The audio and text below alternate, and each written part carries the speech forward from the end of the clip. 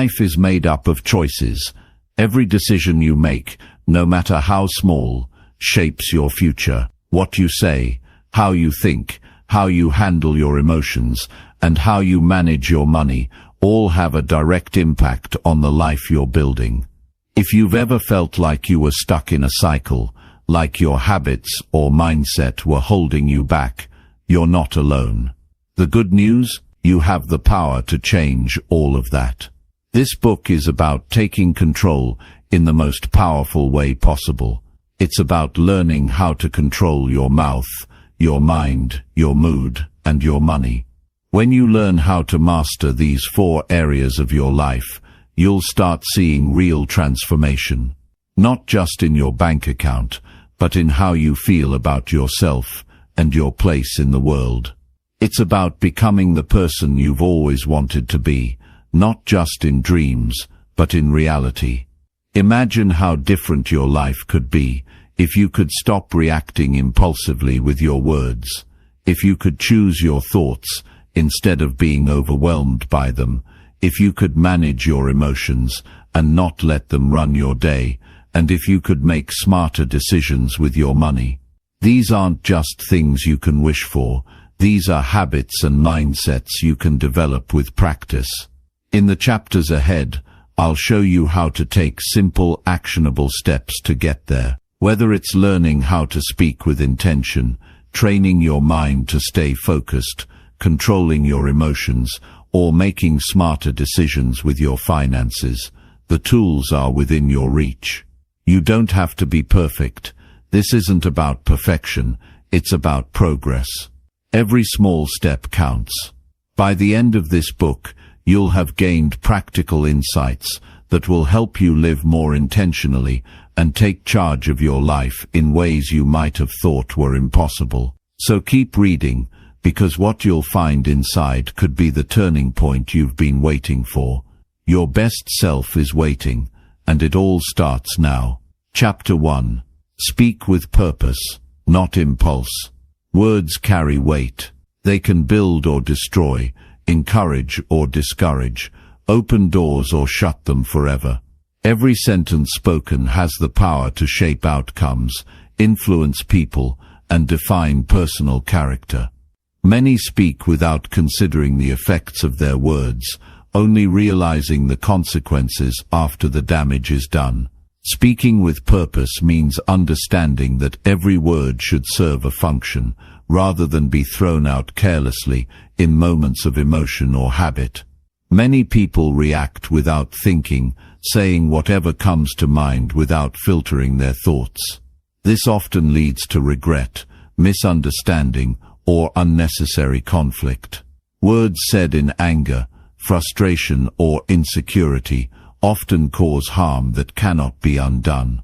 Apologies can be offered, explanations can be given, but words once spoken remain in the minds of those who hear them. The key to mastering speech is learning to pause before responding. A brief moment of thought before speaking allows clarity, giving time to determine whether what is about to be said is necessary, helpful, and constructive. Many misunderstandings could be avoided if people took just a few seconds to evaluate their response before letting words spill out unchecked. The discipline to hold back, to assess the situation before reacting, gives an advantage in both personal and professional interactions. Silence is not weakness. Many assume that remaining quiet in certain situations makes them appear passive or uninterested. But the truth is, silence often demonstrates control.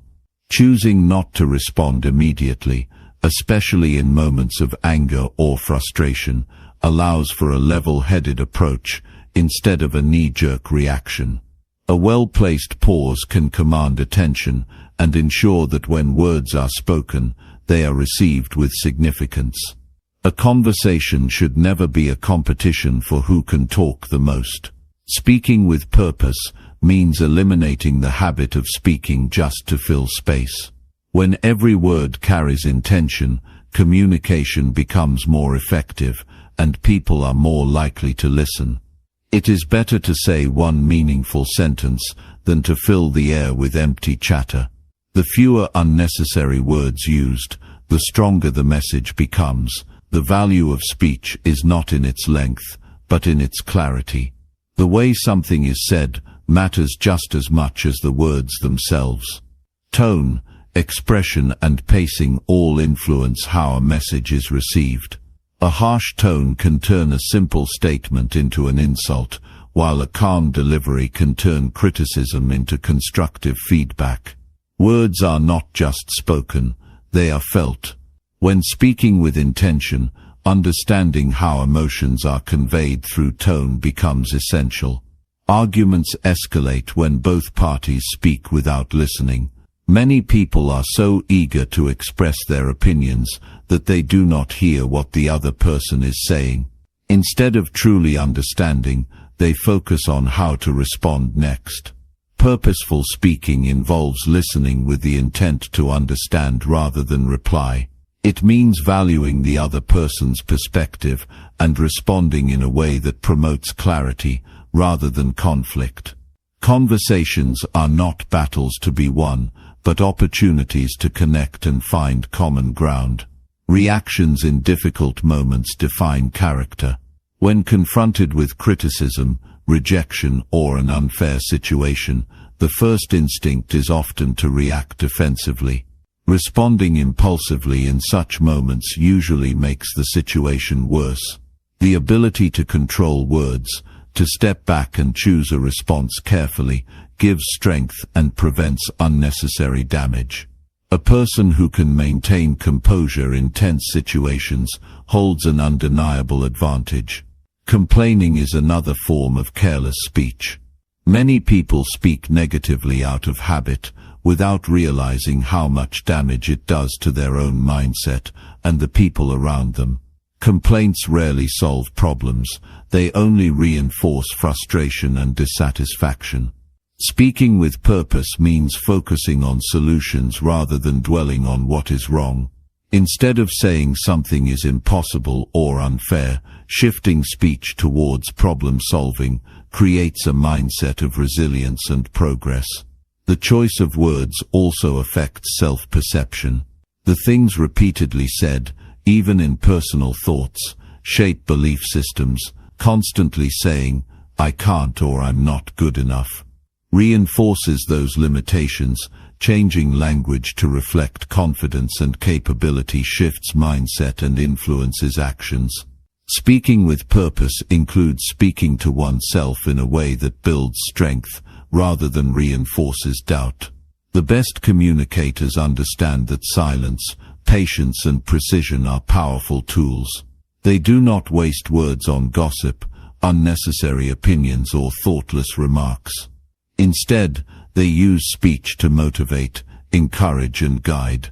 People who master this skill find that others listen when they speak, not because they are loud or forceful, but because their words carry meaning.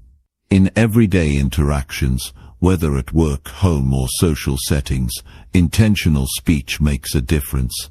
Instead of mindlessly answering or reacting, taking a moment to consider the words being used changes the quality of communication. Speaking in a way that adds value, rather than just filling silence, strengthens relationships and fosters respect. The discipline of speaking with purpose is not developed overnight. It takes practice and awareness to change long-standing habits. However, once mastered, it transforms how others perceive and respond to a person. It builds trust, earns respect, and opens opportunities. The difference between someone who speaks thoughtlessly and someone who speaks with intention is clear. One creates confusion and conflict, the other creates understanding and connection. Making every word count is not about speaking less, it is about speaking better. Each conversation is an opportunity to impact someone positively. Whether offering encouragement, sharing knowledge, or providing guidance, purposeful speech shapes interactions and leaves a lasting impression. The challenge is not to never speak, but to speak only when words serve a true purpose. Mastering this skill creates a presence that is undeniable. A person who speaks with purpose carries influence, commands attention, and builds stronger connections. Conversations become more meaningful, conflicts become easier to navigate, and misunderstandings decrease. The power of words is undeniable, and using them wisely is one of the greatest strengths a person can develop. Chapter 2. Think before you talk. The ability to think before speaking is one of the most valuable habits a person can develop. Words are powerful, and when used carelessly, they can create misunderstandings, damage relationships, and leave lasting regret. Many people speak without fully considering the impact of their words, allowing emotions or impulse to dictate their responses. Developing the discipline to pause and reflect before responding is not just about avoiding mistakes, it is about ensuring that every word spoken carries meaning, truth, and purpose. People often feel the need to respond quickly, especially in moments of tension, disagreement, or excitement. The urge to say something immediately comes from a desire to be heard, to defend oneself, or to fill a silence that feels uncomfortable. However, reacting without thought usually leads to saying things that are unnecessary, poorly chosen, or even harmful. Slowing down and taking a moment to assess the situation before speaking can prevent conflicts and lead to more productive conversations. It allows time to filter out emotions that may cloud judgment and ensure that words are aligned with one's true intentions. Emotions play a significant role in how people communicate. When anger, frustration, or stress take control, words tend to come out in ways that may not reflect a person's true thoughts or feelings. Speaking while emotionally charged often results in exaggeration, accusations, or harshness that only makes a situation worse. A short pause to process emotions before speaking can prevent unnecessary arguments and lead to more rational discussions. Instead of allowing emotions to drive the conversation, stepping back and considering the best response creates a calmer and more controlled interaction. One of the biggest mistakes in communication is speaking without fully understanding the other person's perspective. Many people listen just to respond rather than to understand. Instead of carefully processing what is being said, they focus on formulating their reply. This leads to misunderstandings, assumptions, and conversations that feel more like competitions than genuine exchanges. Taking the time to absorb and interpret what the other person is saying allows for a more thoughtful and meaningful response. It also demonstrates respect and consideration, making the conversation more productive. The choice of words matters just as much as the message itself. Poorly chosen words can easily distort meaning and create unintended offense. A simple statement can be received as rude, dismissive, or confrontational if phrased carelessly. Thinking before speaking means considering how words will be perceived and adjusting them to ensure clarity and kindness. Even difficult conversations can be handled with respect when words are chosen carefully. Pausing before speaking also allows space for better questions. Instead of jumping to conclusions or assuming intentions, taking a moment to ask clarifying questions leads to deeper understanding. Many conflicts arise because of misinterpretations or lack of information. Asking, "What do you mean by that?" or "Can you explain more?" instead of reacting immediately can prevent unnecessary tension and help both parties find common ground. Thoughtful questions create a sense of openness and help move conversations towards solutions rather than conflict. The habit of thinking before speaking also builds credibility. People who are known for speaking with thoughtfulness and precision are more respected and trusted. Their words carry weight because they are not thrown around carelessly. When someone takes the time to consider their words, others listen more attentively. This is particularly valuable in professional settings, where rushed or poorly worded statements can damage reputations, relationships, and even careers.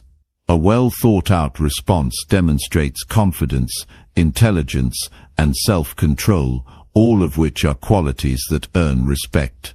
Everyday interactions provide opportunities to practice mindful speech. Whether in conversations with family, colleagues, or strangers, taking a moment to think before responding leads to more meaningful and effective communication. Small adjustments, such as taking a deep breath before answering a difficult question or repeating the other person's statement in your mind before replying, can make a significant difference. Over time, these habits become second nature, allowing for more intentional and impactful conversations. Controlling impulsive speech requires discipline, but it is a skill that can be developed with consistent effort. Awareness is the first step. Paying attention to moments when emotions rise, or when the urge to respond quickly appears, allows for conscious correction. Training the mind to pause, reflect, and then speak creates a natural filter that prevents thoughtless words from slipping out. Writing down thoughts before discussing a difficult topic, practicing silence when unsure of what to say, or counting to 3 before responding in a heated situation are simple techniques that reinforce this habit. Many regrets in life stem from words spoken too quickly. Apologies can be made, but the damage done by reckless speech often lingers. A moment of thought before speaking can prevent years of regret. Relationships are built and broken by words, and a single careless remark can undo years of trust. Being mindful of what is said and how it is said protects relationships and fosters stronger connections. The practice of thoughtful speech extends beyond personal interactions. Social media, emails, and text messages have made communication instantaneous, but they have also made it easier to respond impulsively without considering the consequences. Many people type messages in anger or frustration, only to regret them later. Applying the same principle of thinking before speaking to written communication ensures that messages are clear, respectful, and productive. Before sending a response, rereading it with a fresh perspective can prevent misunderstandings and unnecessary conflict. Thinking before speaking also promotes inner peace.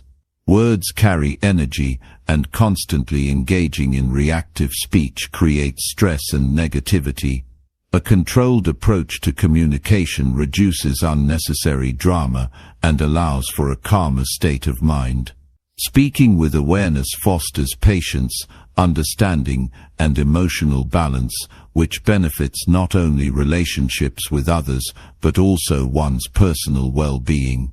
The goal is not to speak less, but to speak better. Every word should serve a purpose, whether to inform, encourage, clarify, or connect. Intentional communication transforms ordinary interactions into meaningful exchanges. It eliminates misunderstandings, strengthens relationships, and builds a reputation of reliability and wisdom. Practicing this discipline daily leads to a greater sense of control, confidence, and overall effectiveness in life.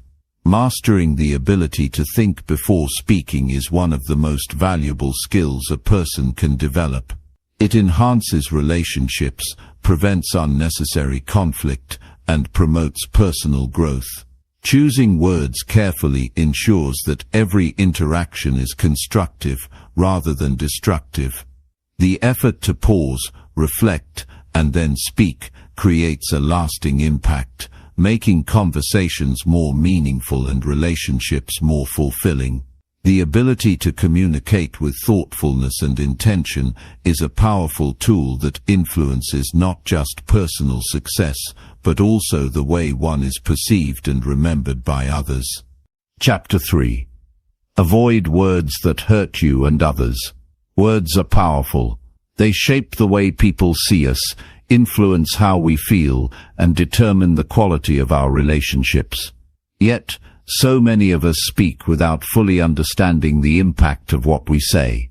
The wrong words, even when spoken casually, can leave deep scars, and sometimes they can damage things beyond repair. Many conflicts begin with words.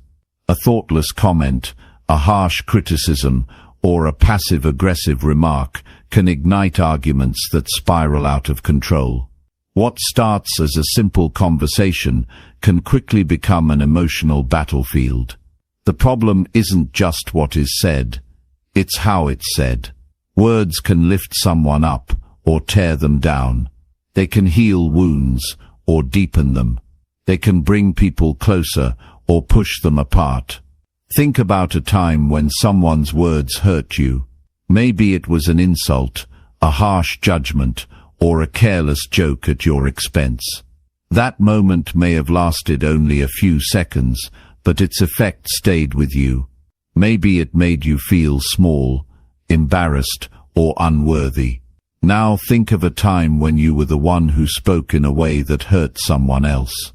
Maybe you didn't intend to cause harm, but once the words left your mouth, you saw the damage they caused. The regret, the tension, and the distance it created were undeniable. So why do we say things that hurt others and ourselves? Often it happens because we react instead of responding. When emotions run high, words come out before we have the chance to consider their consequences. Anger, frustration, or impatience can make us say things we don't truly mean. But once they're spoken, they can't be taken back. Other times, we use words carelessly without considering how they might affect someone else. We joke at the wrong time, criticize too harshly, or speak without empathy, thinking it's harmless, only to later realize the weight of what we've said. Speaking without awareness doesn't just hurt others, it also affects how we see ourselves. The words we use reflect our mindset, our values, and our emotional state.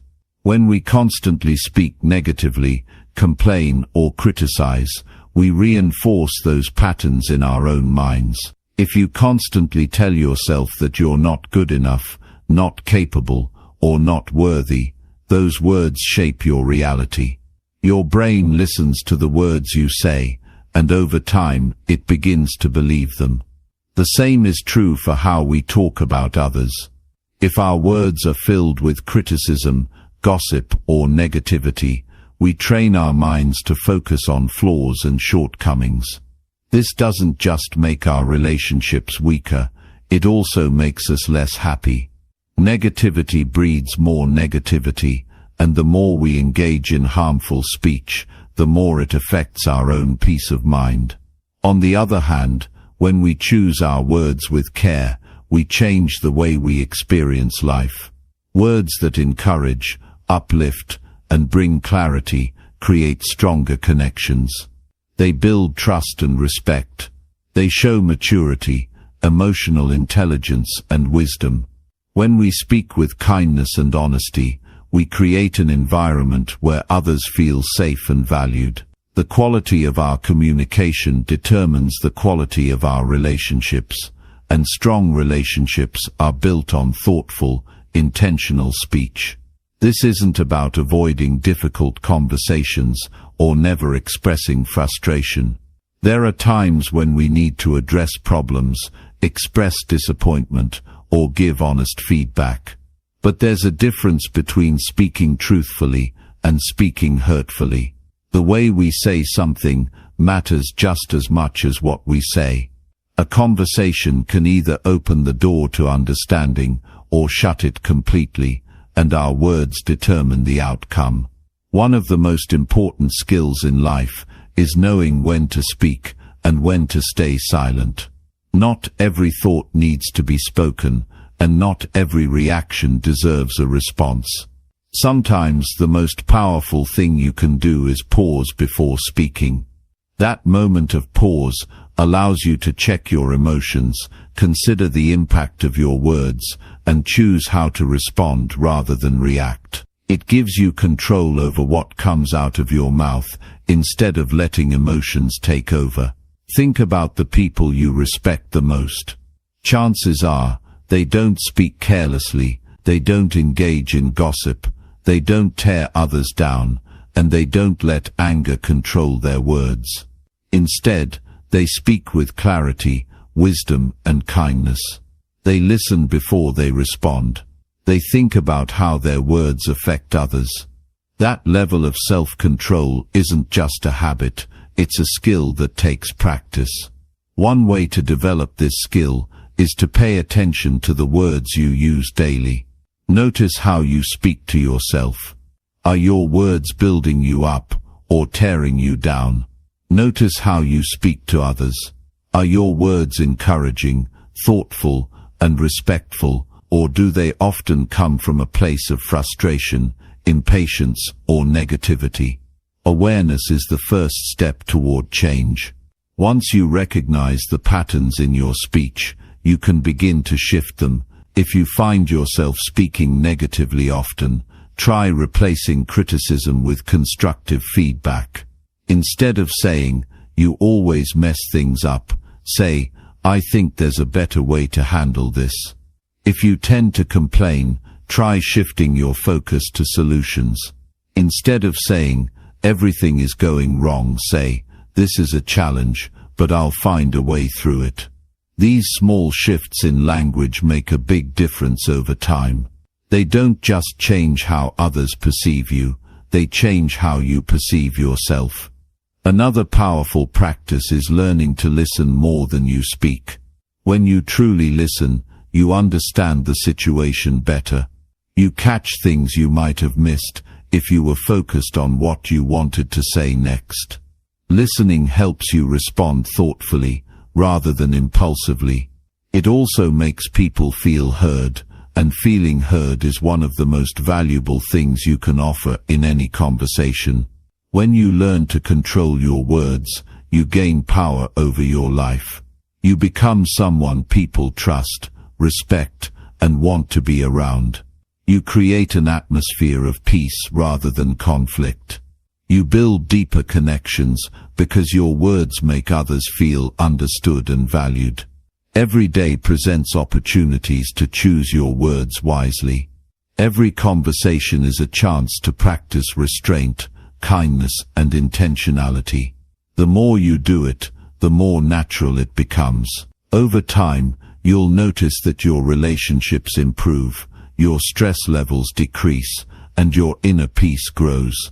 Words are one of the most valuable things we have, and how we use them determines the life we create. Speak in a way that brings more understanding, not division. Speak in a way that strengthens, not weakens. Speak in a way that leaves people better than you found them. Your words have power. Use them well.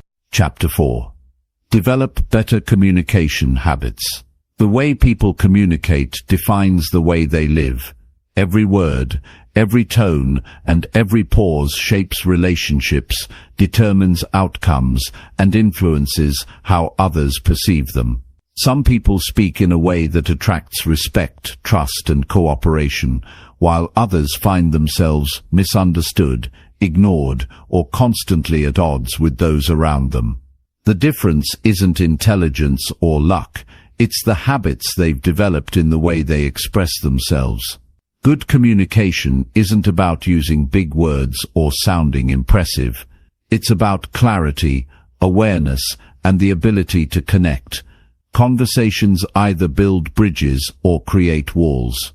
Some people struggle to get their point across because they speak in circles or overwhelm others with too much detail. Others speak too little, expecting people to understand what they mean without giving enough context. Then there are those who communicate aggressively, pushing their opinions without considering how they come across. The common thread in all these cases is a lack of awareness. People who struggle to communicate effectively don't always realize what they're doing wrong, but the consequences show up in their daily interactions. They experience unnecessary arguments, misunderstandings, and frustration, wondering why things never go smoothly. The key to better communication isn't just speaking clearly. It's about understanding how words affect others and how they can be used to guide a conversation in a way that leads to positive results. The first step in improving the way someone communicates is learning to slow down. Many people speak without fully processing their thoughts. They say whatever comes to mind without checking if it's necessary or helpful. When people rush their words, they increase the chance of being misunderstood or saying something they don't truly mean. Taking a moment to gather thoughts before speaking makes a conversation more productive and prevents regret later. Listening is just as important as speaking. Many people hear words but don't truly listen. They wait for their turn to talk instead of absorbing what the other person is saying. This creates a cycle where both sides feel unheard and the conversation goes nowhere. When people take the time to fully understand what's being said before responding, they naturally become better at expressing themselves. Thoughtful listening allows for more meaningful responses rather than quick reactions based on assumptions. Another important habit is choosing words carefully. People often underestimate the impact of their tone and phrasing. The same message can come across as respectful or rude, depending on how it's delivered. For example, asking someone to help in a direct but polite way creates a cooperative atmosphere, while demanding the same thing with a harsh tone creates resistance.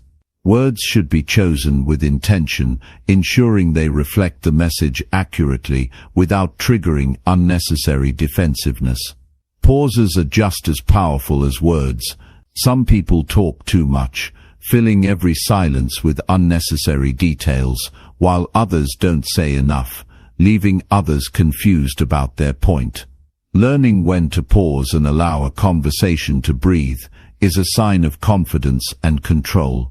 Silence isn't something to be feared, it's a tool that can be used to emphasize important points and allow others to process information before responding. One of the biggest barriers to good communication is emotional reaction. When people feel attacked, frustrated, or impatient, their words become weapons instead of tools for understanding.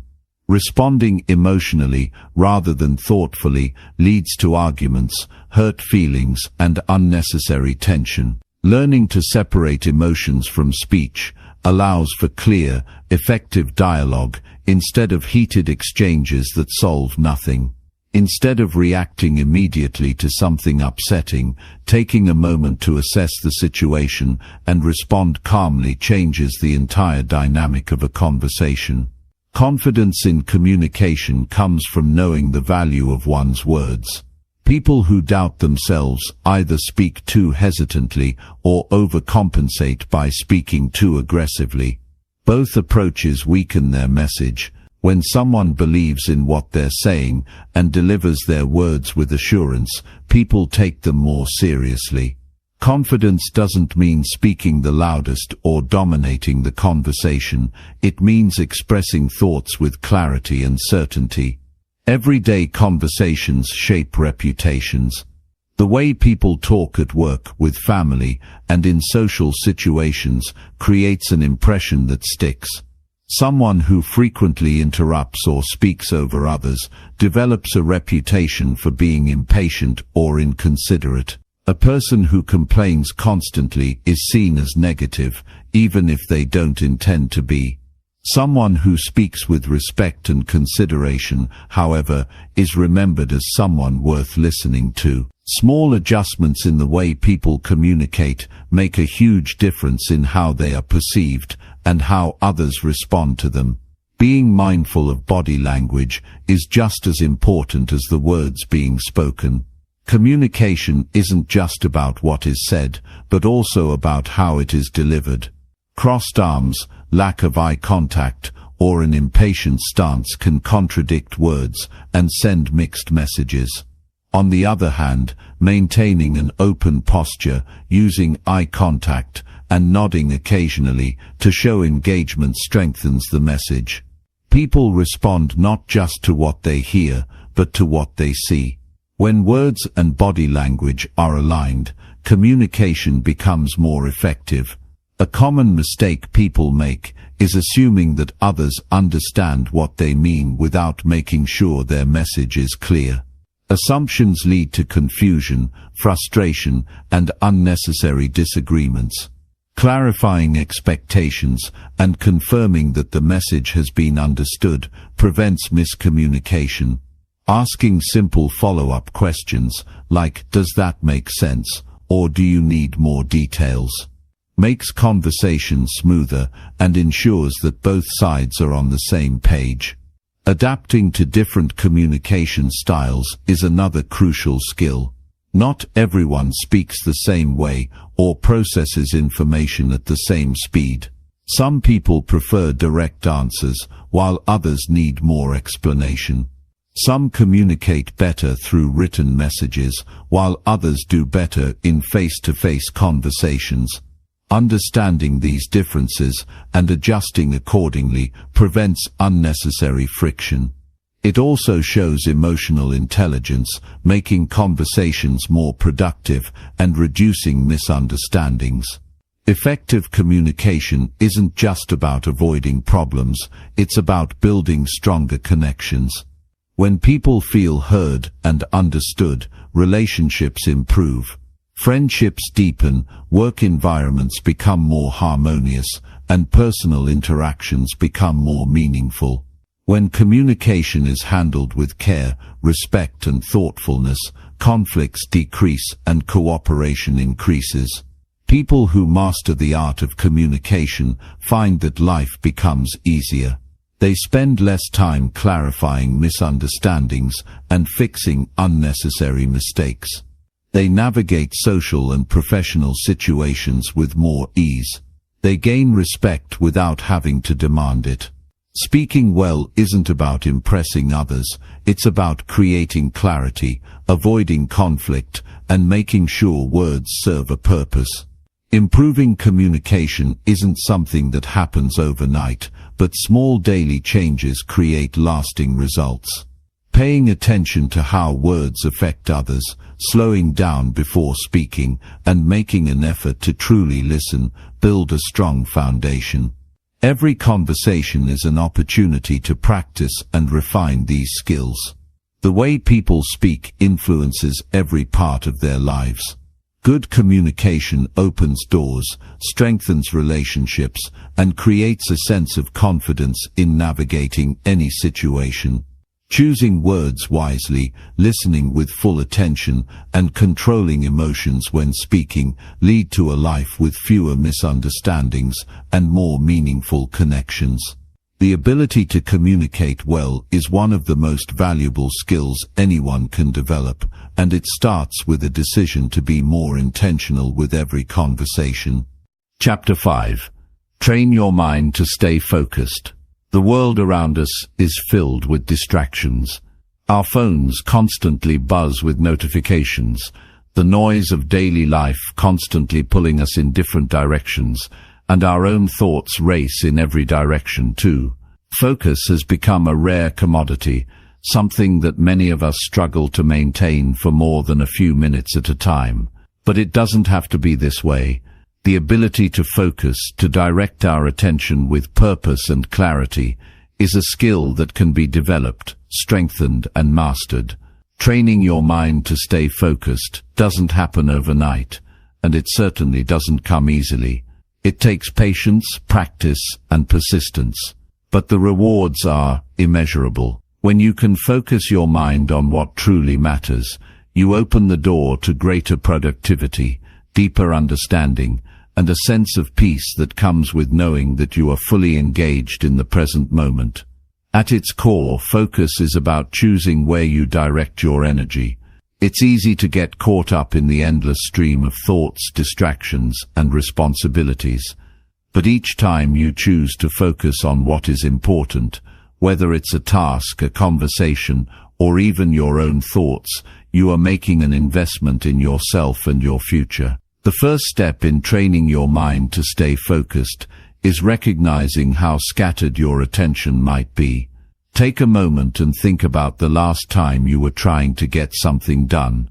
How often did you find your mind drifting off to something else? How often did you check your phone, daydream, or start thinking about unrelated tasks? Recognizing these distractions is crucial because it allows you to take control. Only when you're aware of how easily your focus shifts can you begin to bring it back to where it matters. One of the biggest barriers to focus is the constant influx of information.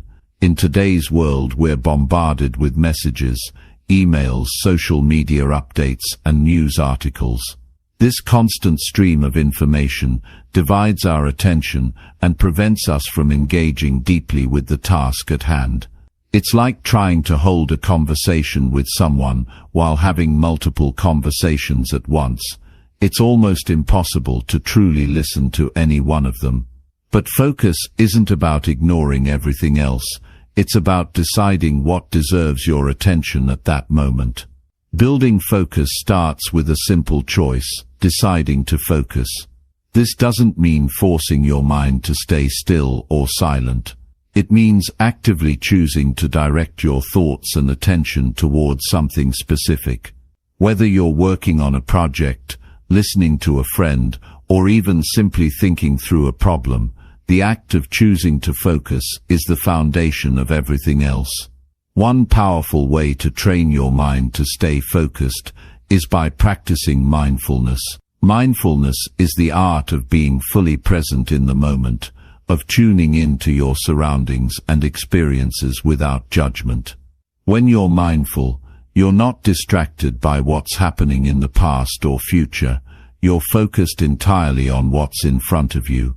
Practicing mindfulness can be as simple as paying full attention to the task at hand, whether that's eating a meal, having a conversation, or even doing household chores.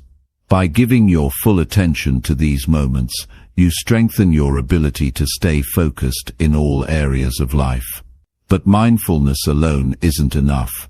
The next step is to eliminate as many distractions as possible. This may sound obvious, but it's amazing how many people fail to create an environment conducive to focus. If you're working, for example, make sure your workspace is clear of clutter and free from distractions. Turn off notifications on your phone and computer, close irrelevant tabs, and set clear boundaries with others. The fewer distractions you have, the easier it will be to focus. Another key aspect of focus is managing your energy. It's not just about where you put your attention, it's also about how much energy you have to give. If you're feeling tired, drained, or overwhelmed, your ability to focus will be significantly diminished. Take care of your physical and mental health by getting enough sleep, eating nourishing food, and engaging in regular physical activity. When your body is well rested and energized, your mind can focus more effectively. One of the most effective ways to train your focus is through deliberate practice. This means setting aside time to practice focusing on one thing for a set period. Start small and gradually increase the amount of time you spend focusing on a task. For example, you might begin by setting a timer for 10 minutes and focusing solely on one task during that time. After a week or two, increase the timer to 15 minutes, then 20, and so on. The more you practice, the stronger your focus muscles will become. Focus is also about learning to resist the urge to multitask. Many people believe that multitasking makes them more productive, but studies have shown that multitasking actually reduces our ability to focus and can make us less efficient. When we try to do several things at once, our brain has to switch rapidly between tasks, and each time it does, we lose valuable mental energy. Instead, commit to focusing on one thing at a time. You'll be surprised at how much more you can accomplish when you give your full attention to a single task. Another crucial element in maintaining focus is managing your internal distractions. Our thoughts often wander to things that are unrelated to the task at hand, like worries about the future or memories of the past.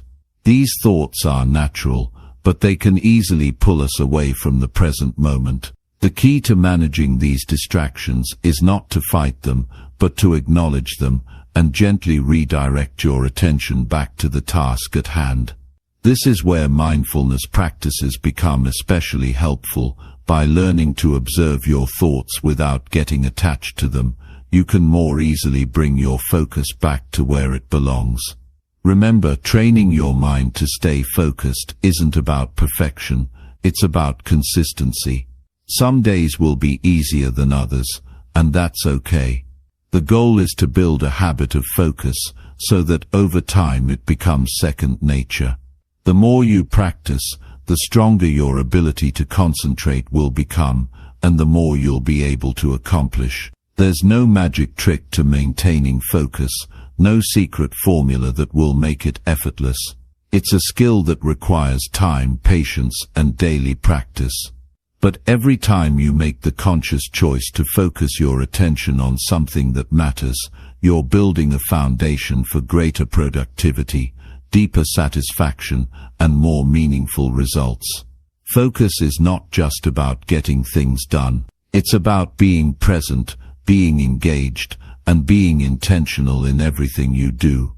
It's about training your mind to be in the moment, to give your full attention to whatever is in front of you, and to do so with purpose and clarity.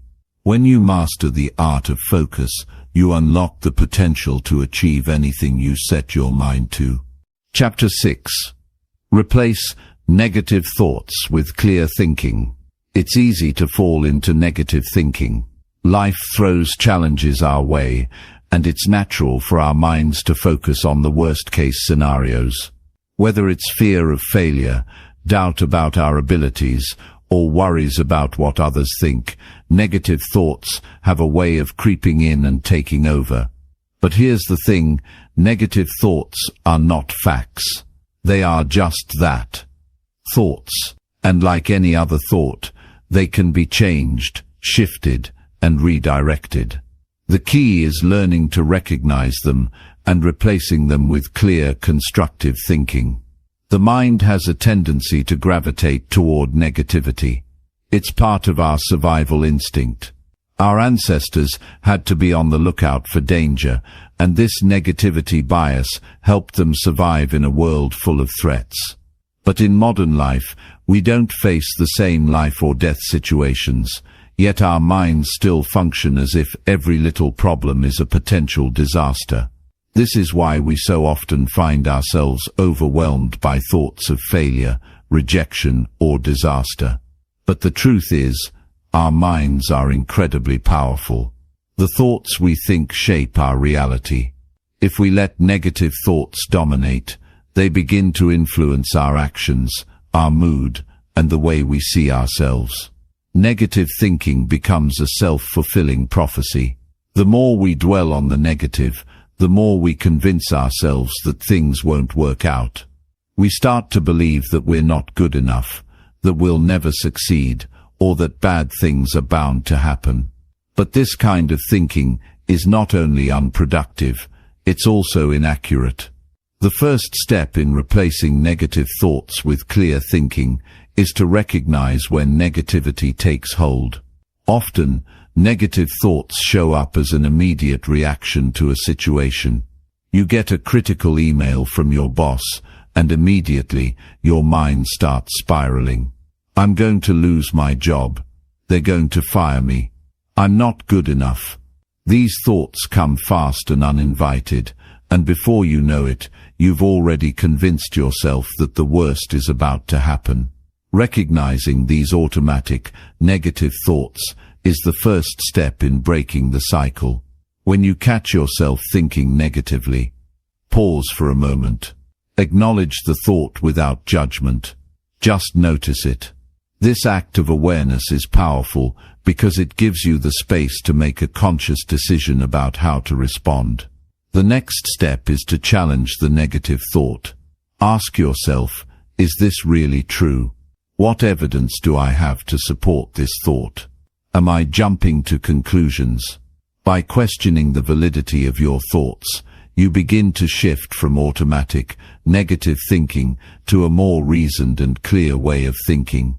For example, if you think, "I'll never succeed," take a moment to ask yourself, what is the evidence that this is true?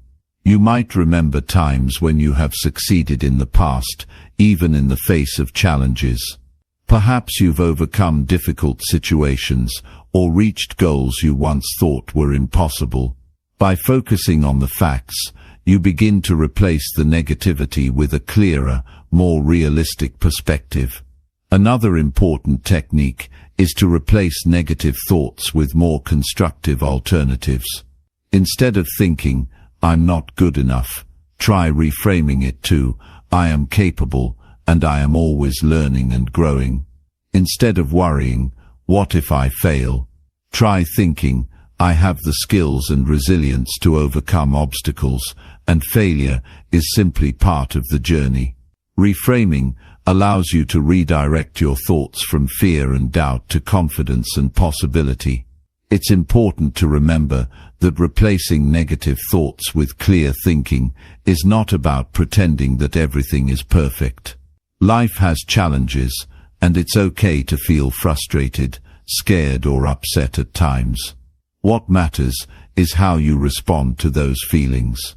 Rather than letting negative thoughts take over, you can choose to acknowledge the reality of the situation, accept that challenges are part of life, and focus on how you can move forward.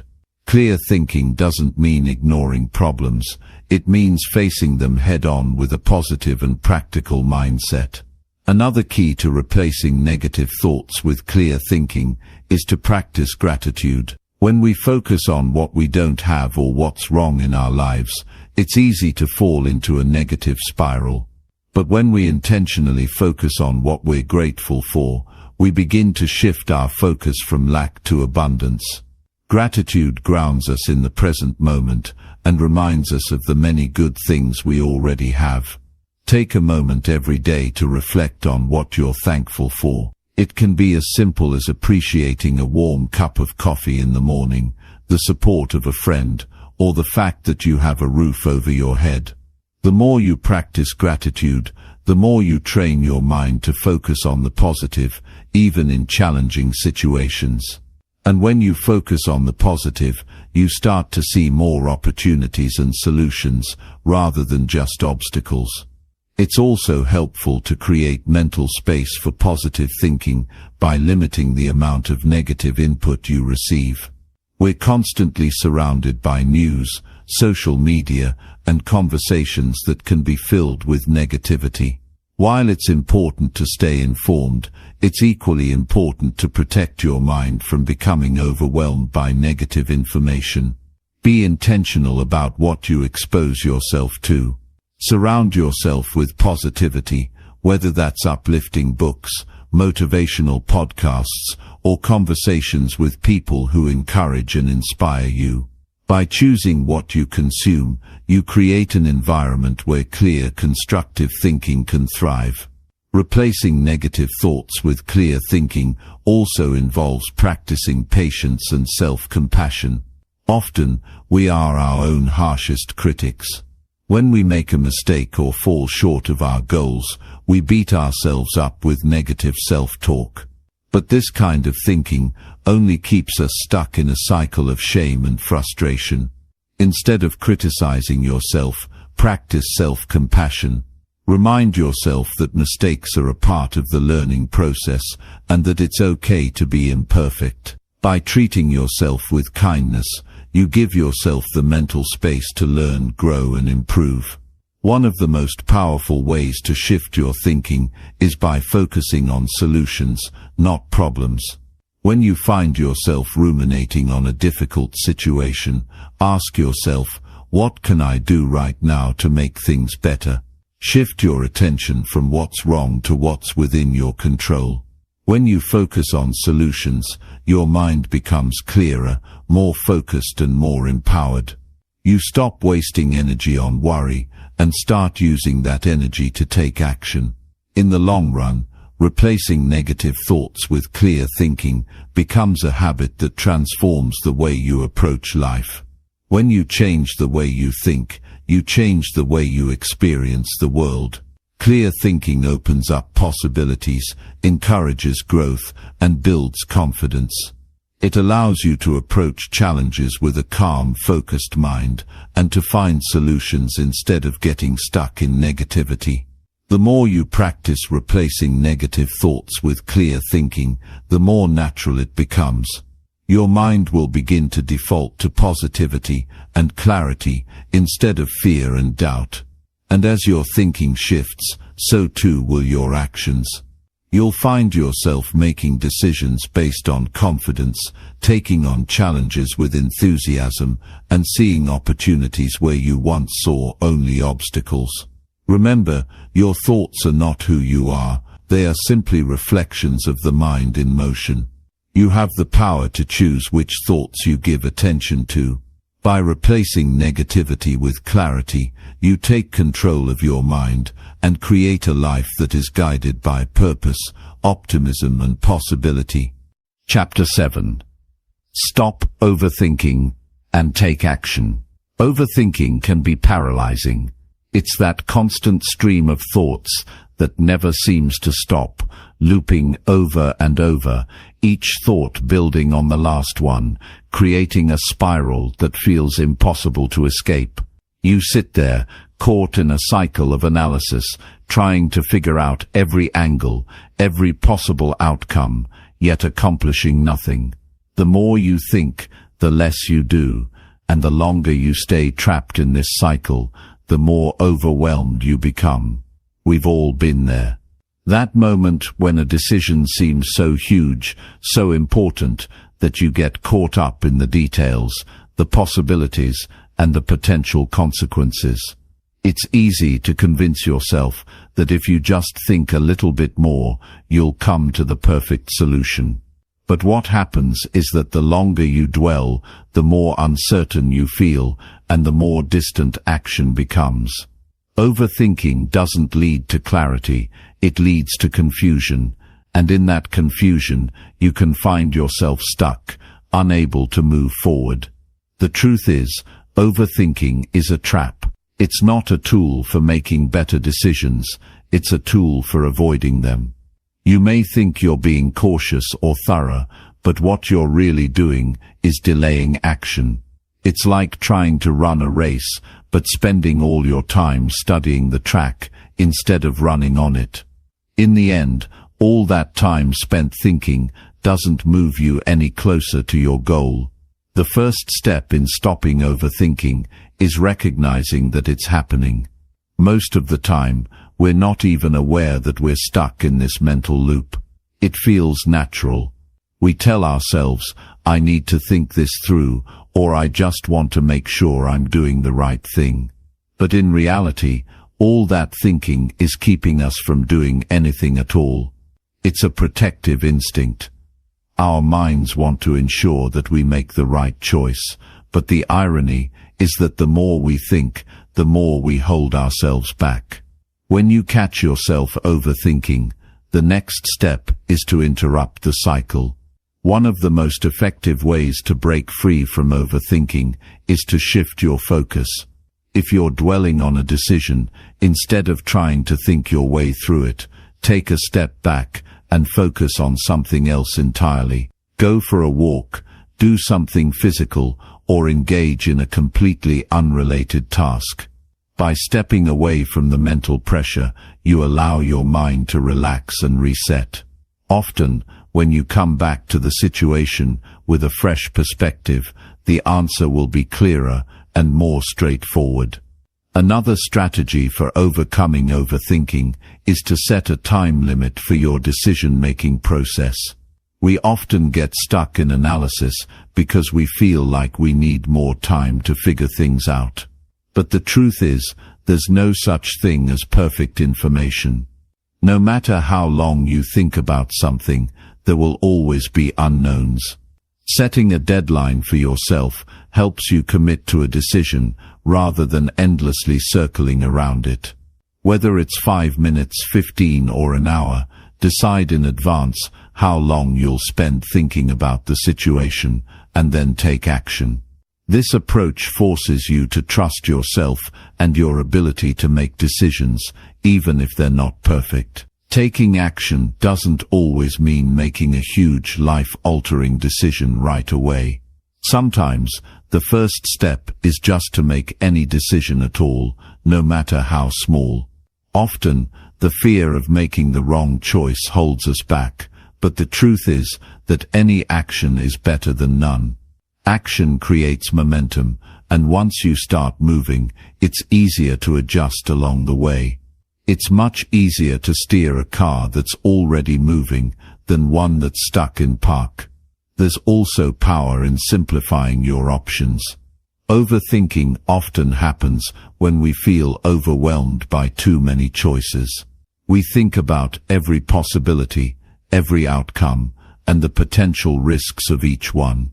This constant weighing of options leads to confusion and hesitation. Instead, try to narrow your choices down to just a few key options. Limit your focus to the most important factors and make a decision based on those. This doesn't mean you have to make the perfect choice. It just means you're making a choice that moves you forward, and that's enough. When we overthink, we often get caught up in the what-ifs. What if I fail? What if I make the wrong decision? What if I look stupid? These what-ifs are a form of fear, and fear often leads to paralysis. But here's the thing, fear of failure is normal. Everyone feels it at some point, and the only way to move past it is to take action despite the fear. The more you face your fears and take action, the less power fear has over you. It's not about waiting for the perfect moment or for the fear to go away. It's about acting in spite of it. Taking action also means learning to trust yourself. Overthinking often stems from a lack of trust in our own judgment. We second-guess ourselves, replaying the situation over and over, looking for the perfect solution.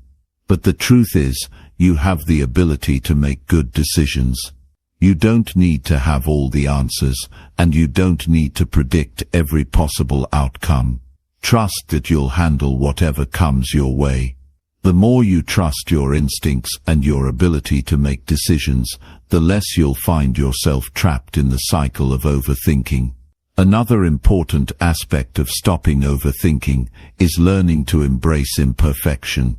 We often overthink because we're afraid of making the wrong decision or doing something less than perfectly.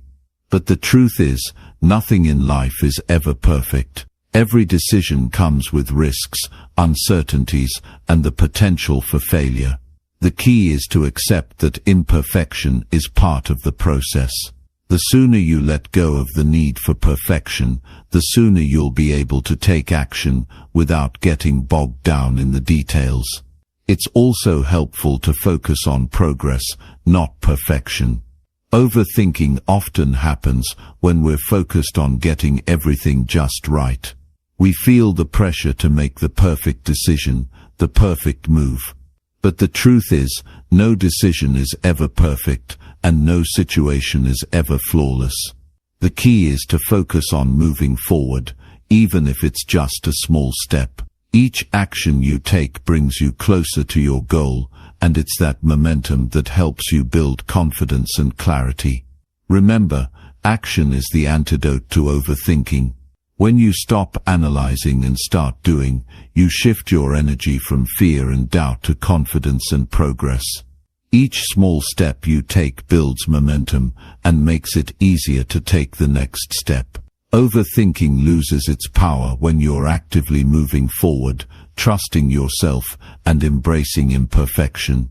Life isn't about waiting for the perfect moment to act. It's about taking action now, knowing that you'll learn and grow along the way. So the next time you find yourself trapped in overthinking, remind yourself that the best way out is through action. Just take the first step and trust that the rest will fall into place. Chapter 8. Build mental discipline for everyday life. Mental discipline is one of the most powerful tools you can develop. It shapes your ability to navigate daily life, handle stress, and achieve your goals.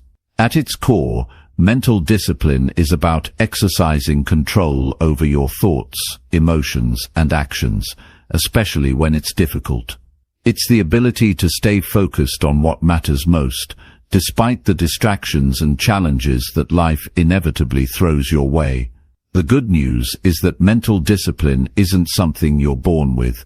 It's a skill you can cultivate and strengthen over time.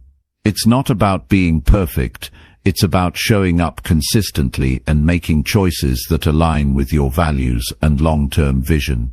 The foundation of mental discipline lies in the ability to control your mind. Our thoughts can often feel like they're in charge, like we're slaves to our impulses or emotions. But the truth is, you have the power to take control of your mind and redirect it toward what's important. Just like training your body in the gym, training your mind requires consistent effort, focus, and practice. The more you practice, the stronger your mental discipline becomes, and the more easily you can overcome the natural tendencies of the mind to wander or get distracted. One of the first steps in building mental discipline is understanding that it's okay to experience distractions, negative thoughts, or emotions. These are normal parts of being human. The difference lies in how you respond to them. Instead of allowing distractions or negative emotions to control you, you learn to recognize them, acknowledge them, and then refocus on what you can control. The moment you start to notice your mind wandering or slipping into negative thought patterns, you have a choice. You can either indulge in those thoughts and emotions, or you can choose to redirect your focus to something more productive. It's helpful to think of mental discipline as a muscle. Just as you would strengthen your physical muscles through exercise, you strengthen your mental muscles by practicing self-control. Every time you choose to refocus your attention, calm your mind, or resist the urge to give in to distractions, you're building that muscle. At first it may feel difficult or uncomfortable, but over time it becomes easier, and you start to see the benefits in your daily life. One powerful tool for building mental discipline is setting clear goals. When you have a clear vision of what you want to achieve, it's easier to stay focused and disciplined.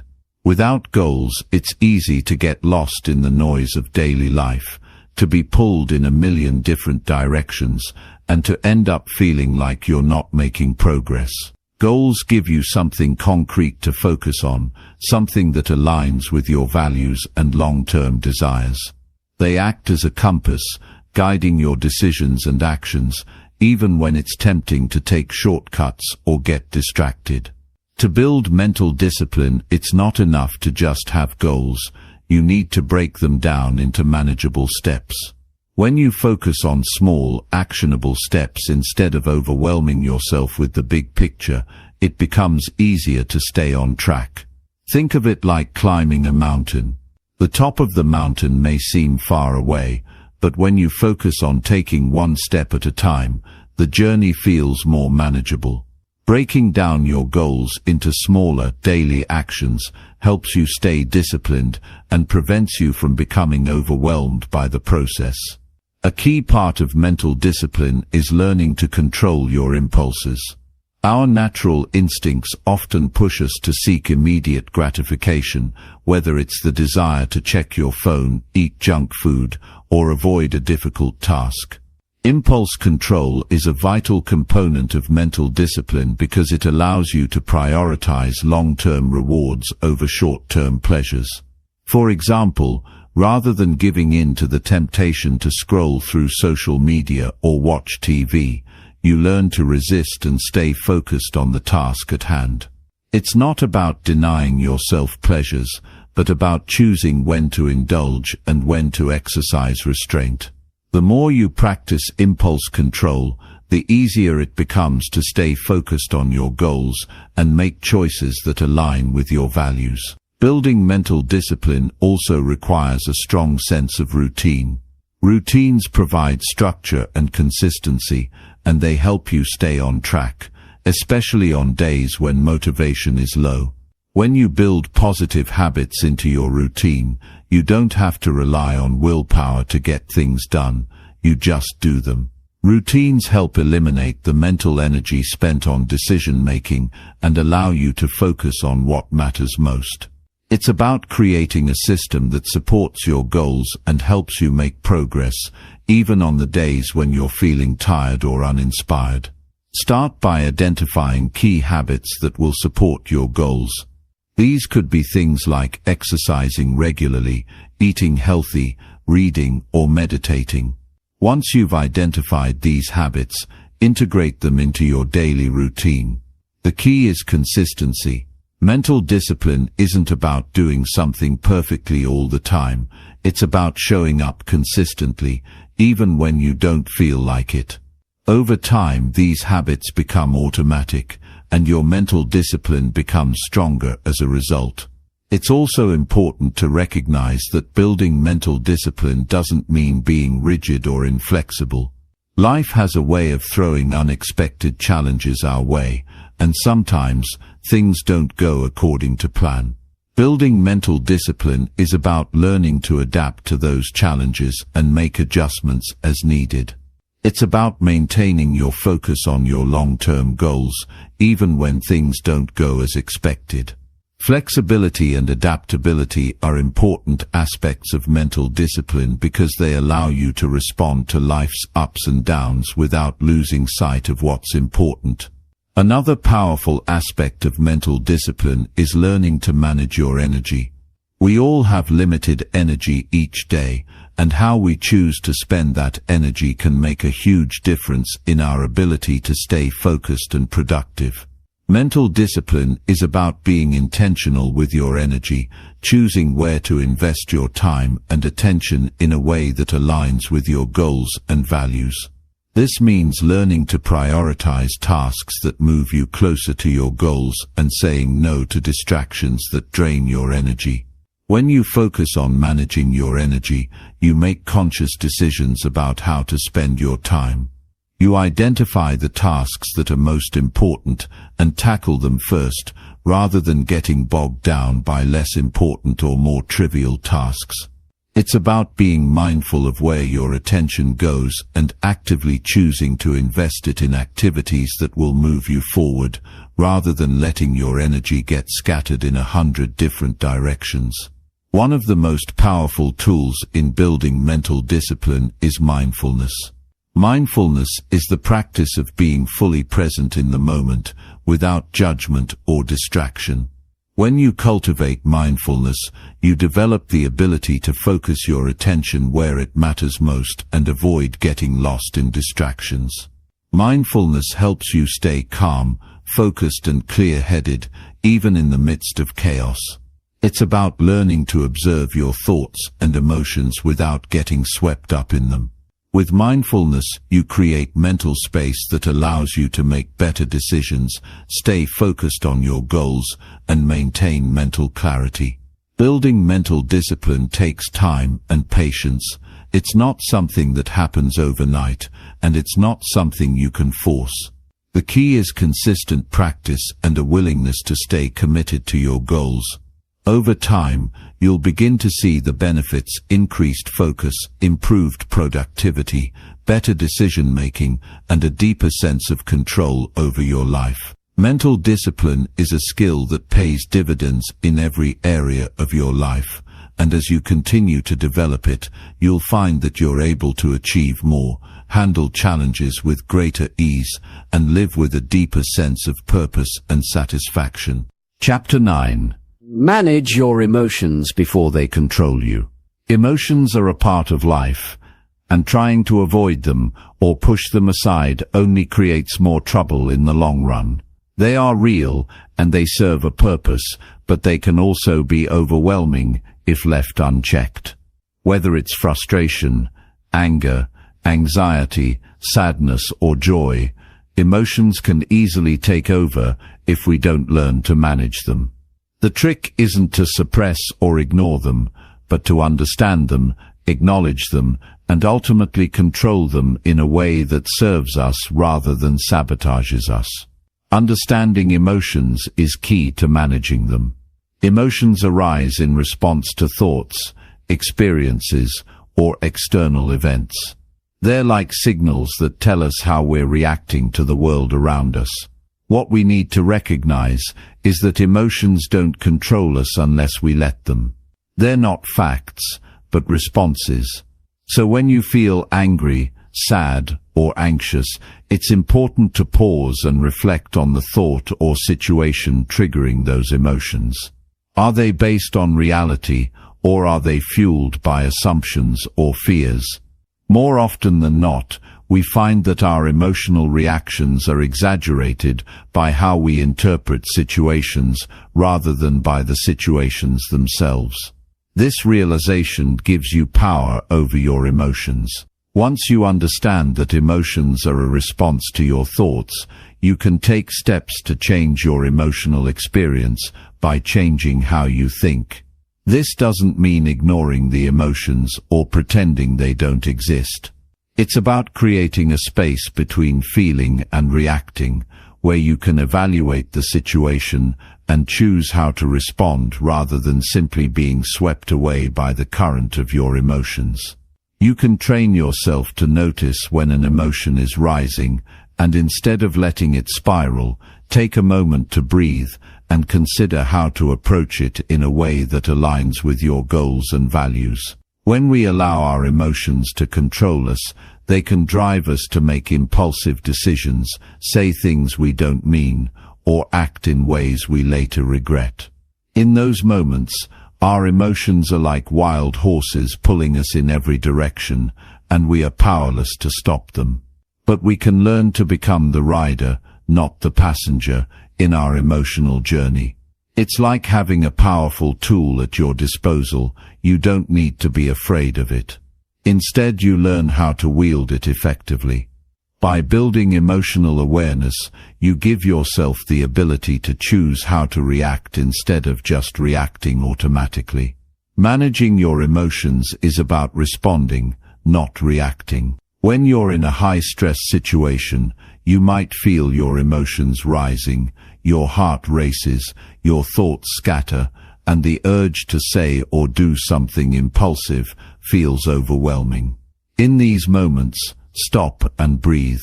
The breath is your anchor, a way to pause and ground yourself. Take a slow, deep breath in, and then slowly exhale. This simple act sends a message to your body that it's okay to calm down. In that moment of stillness, you create space to think. You create room to reflect, to understand what's really going on inside, and to choose how to respond. Sometimes, emotions like anger or frustration come up because we feel like we've been wronged or misunderstood. These feelings are natural, but they can lead to reactions that only make things worse if we're not careful. Rather than letting those feelings control us, we can choose to express them in a healthy way. It might mean having a calm conversation with someone about how we're feeling, setting boundaries, or simply letting go of the need to be right. The goal is to find a way to release the emotion in a way that serves us rather than letting it explode and leave destruction in its wake. When it comes to managing emotions, self-awareness is essential. The more you understand yourself, the better equipped you are to handle emotional situations. Pay attention to your emotional patterns. Do certain situations tend to trigger specific emotions? Is there a particular time of day when your emotions feel heightened? Maybe you're more anxious in the mornings, or more impatient when you're hungry. Recognizing these patterns allows you to anticipate emotional responses before they occur, giving you the ability to respond thoughtfully rather than react impulsively. Another powerful tool in emotional management is reframing your thoughts. Reframing is about looking at a situation from a different perspective. For example, if you're stuck in traffic, you might feel frustrated and angry because you're running late. But you can reframe the situation by thinking, I can't control the traffic, but I can use this time to listen to a podcast or relax.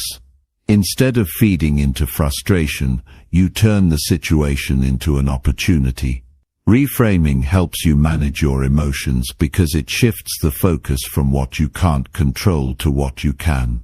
Sometimes, emotions aren't just about what's happening right now, they're also about the past. Past experiences, traumas, and unresolved issues can all bubble up and affect how we feel in the present. In these cases, it's important to acknowledge those past emotions, but not let them rule our present lives. It might take time to work through these deeper emotional layers, but by understanding where these feelings come from, we can prevent them from dictating our current reactions. Working through these past emotions can involve therapy, journaling, meditation, or simply talking to someone you trust. Mindfulness is another key aspect of emotional management. Being present in the moment allows you to observe your emotions without getting caught up in them. When you practice mindfulness, you're able to separate yourself from the immediate emotional reaction and view it objectively. This perspective shift helps you gain clarity, so instead of reacting impulsively, you can respond thoughtfully. It's not about suppressing emotions, it's about creating space to experience them without allowing them to take over. When managing your emotions, it's also essential to practice self-compassion. Emotions can sometimes feel overwhelming, and there's no need to judge yourself for experiencing them. It's okay to feel angry, sad, or frustrated.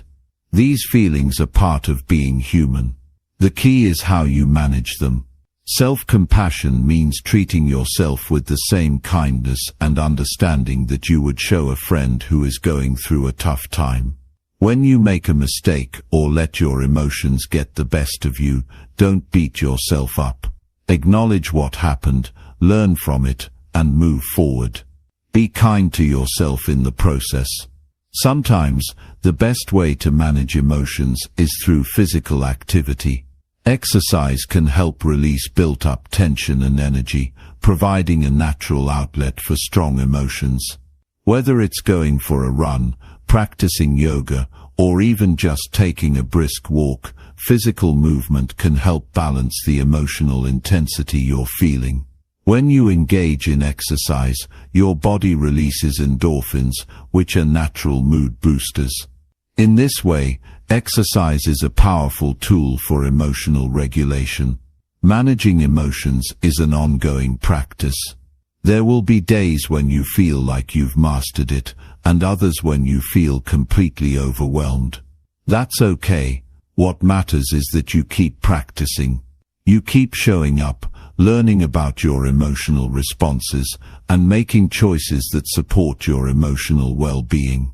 The more you practice emotional awareness, self-compassion, and reflection, the easier it becomes to navigate life's ups and downs with greater ease and stability. Ultimately, managing your emotions is about empowerment. It's about taking control of your emotional life so that you can create the experience you want, rather than letting your emotions dictate it. You are not at the mercy of your feelings. Instead, you have the power to choose how you respond to them. When you learn to manage your emotions, you free yourself from their grip and open up space for peace, clarity, and intentional action. And when you make managing your emotions a consistent part of your life, you begin to see the positive impact it has on every other area of your life: relationships, work, personal growth, and overall well-being. Chapter 10. Break free from anger and frustration. Anger and frustration are emotions that everyone experiences at some point. They can be overwhelming, making you feel like you're losing control, or like the world is pushing you into a corner. These feelings often arise when things don't go as planned, when others don't behave how you expect, or when life simply isn't fair. Anger can make your heart race, your thoughts scatter, and your focus narrow. Frustration often follows closely behind, especially when you feel stuck, like you're trying everything and nothing is working. What's important to realize is that these emotions, while completely normal, don't have to control you. They may show up uninvited, but they don't need to take over your entire day, your life, or your sense of peace. The power to break free from anger and frustration is within you, and the key lies in how you respond to these emotions rather than how they dictate your actions. One of the most crucial steps in dealing with anger and frustration is recognizing when they arise. It's easy to get caught up in the rush of emotions and let them push you into reacting. But the first step in breaking free from them is awareness. This means being able to notice when you're starting to feel that familiar tension in your chest or that rush of heat in your face. It's about tuning in to the physical signals your body gives you when anger or frustration is brewing. Once you recognize that you're becoming angry or frustrated, take a moment to pause. In that pause, you're taking back control. It's as if you're stepping outside of the situation and observing your emotions rather than letting them control your every move. This moment of pause doesn't have to be long. Just a few seconds of deep breathing can make a huge difference. A deep breath signals your brain to slow down, to step away from the fight or flight response, and to reset your thinking. After taking that pause, it's important to examine what's really going on. Anger often arises when we feel hurt, misunderstood, or wronged. Frustration can come from a sense of helplessness or a perceived lack of progress. In both cases, the emotion is rooted in a thought or belief, whether it's a belief that something isn't fair or that you should be further along than you are. Identifying the underlying thought or belief behind the emotion is crucial because it helps you see that the emotion is not an objective reality. It's a response to a thought or belief. Once you recognize the source of your anger or frustration, you can begin to question it. Is this thought serving you? Is it true, or is it an exaggeration of the situation? Often we find that the beliefs fueling our emotions are based on assumptions, misinterpretations, or unrealistic expectations. For example, you might get angry because someone didn't meet your expectations, but when you step back, you realize that your expectations were unrealistic in the first place. When you challenge these thoughts, the power of the emotion diminishes. By questioning the beliefs that are fueling the anger or frustration, you can begin to release their grip on you. Another key part of breaking free from anger and frustration is reframing the situation. Reframing involves looking at the situation from a different perspective. For example, if you're frustrated because a project at work isn't going as planned, instead of focusing on the setbacks, you could shift your attention to what you're learning from the experience. Maybe things aren't going perfectly, but you're gaining valuable insights that will help you in the future. Reframing doesn't change the situation, but it changes how you feel about it and how you approach it. In the same way, anger can be reframed by changing the way you view the other person or situation. If someone cuts you off in traffic, instead of getting angry at them, you can reframe the situation by thinking, maybe they're having a tough day or rushing to an emergency. This shift in perspective doesn't excuse bad behavior, but it helps you let go of the anger and move forward with a sense of peace. The more you practice reframing, the easier it becomes to break free from the grip of anger and frustration. Another powerful tool in managing anger and frustration is acceptance. Often we get angry or frustrated because we resist how things are. We want things to be different, more fair, more orderly, more easy. But life is unpredictable, and things rarely go exactly as planned. Acceptance doesn't mean giving up or resigning yourself to bad circumstances. It means acknowledging reality as it is, and choosing to move forward with grace. When you accept the situation as it is, without fighting against it, you can shift from frustration to action. Acceptance also involves letting go of the need to control everything. Frustration often comes from the feeling that things are outside of our control, but the truth is, we can't control everything, and we shouldn't try to. Instead of fighting against what's out of your hands, focus on what you can control: your thoughts, your actions, your responses. When you let go of the need to control everything around you, you free yourself from the heavy burden of frustration. One of the most effective ways to break free from anger and frustration is by taking responsibility for your emotions. This means recognizing that you are the one in charge of how you respond, even if you can't control the external situation. It's easy to blame others or circumstances for our emotional reactions, but doing so only gives away your power. By taking responsibility, you claim that power back.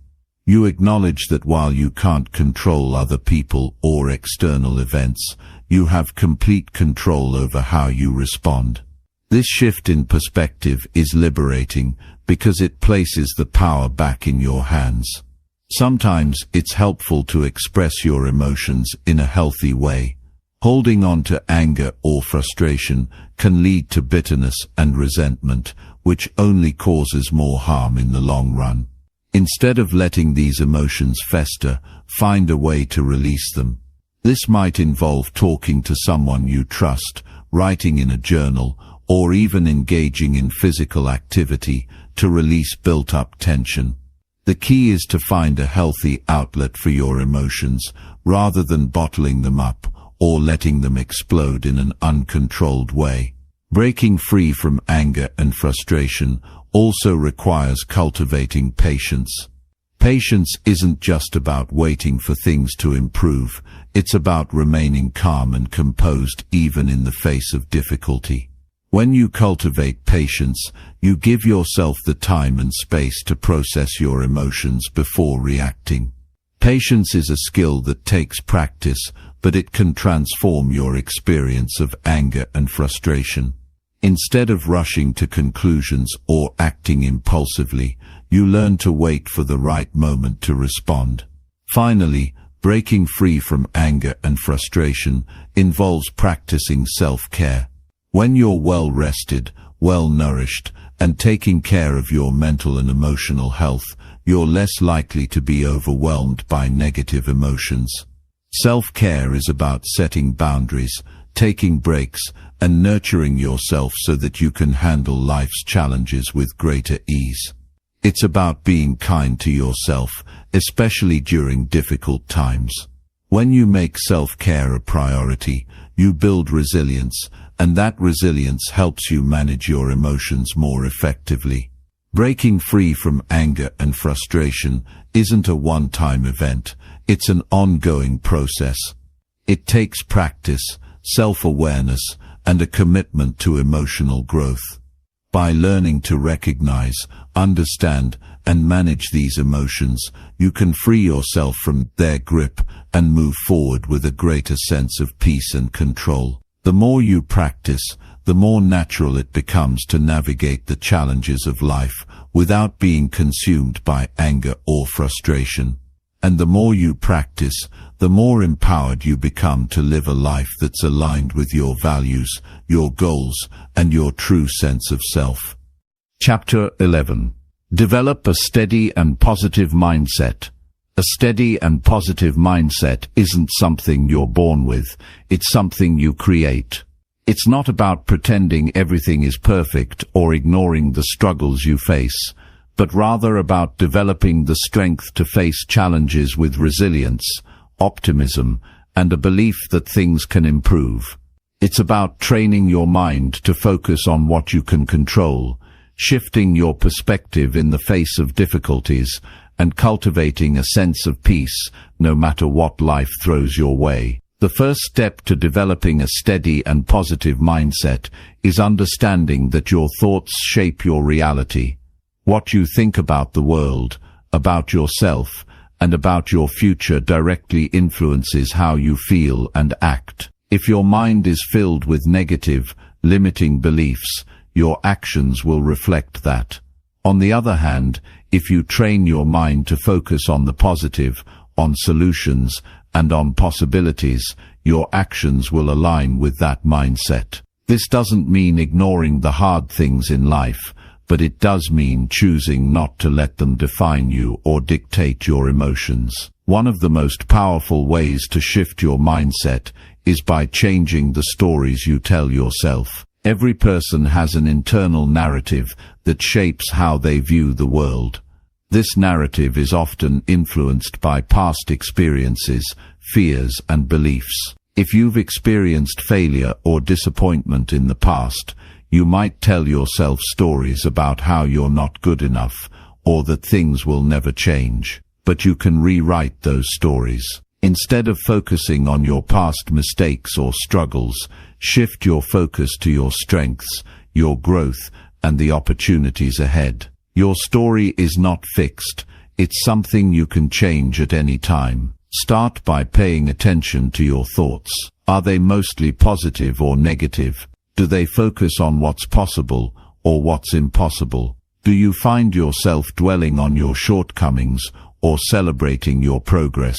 Once you become aware of the patterns in your thinking, you can begin to make conscious choices about how you want to think. You don't have to believe every thought that pops into your head. You can choose to challenge negative thoughts and replace them with thoughts that empower you. For example, instead of thinking, "I can't do this," try replacing that thought with, "I may not know how to do this yet, but I'm capable of figuring it out." Shifting your thoughts in this way creates a ripple effect that strengthens your mindset over time. Another key to developing a steady and positive mindset is practicing gratitude. It's easy to get caught up in what's not going well in our lives, but gratitude forces you to look at what is going right. Every day there are things to be thankful for, even if they're small. Maybe you had a great conversation with a friend, or you took a walk outside and enjoyed the fresh air.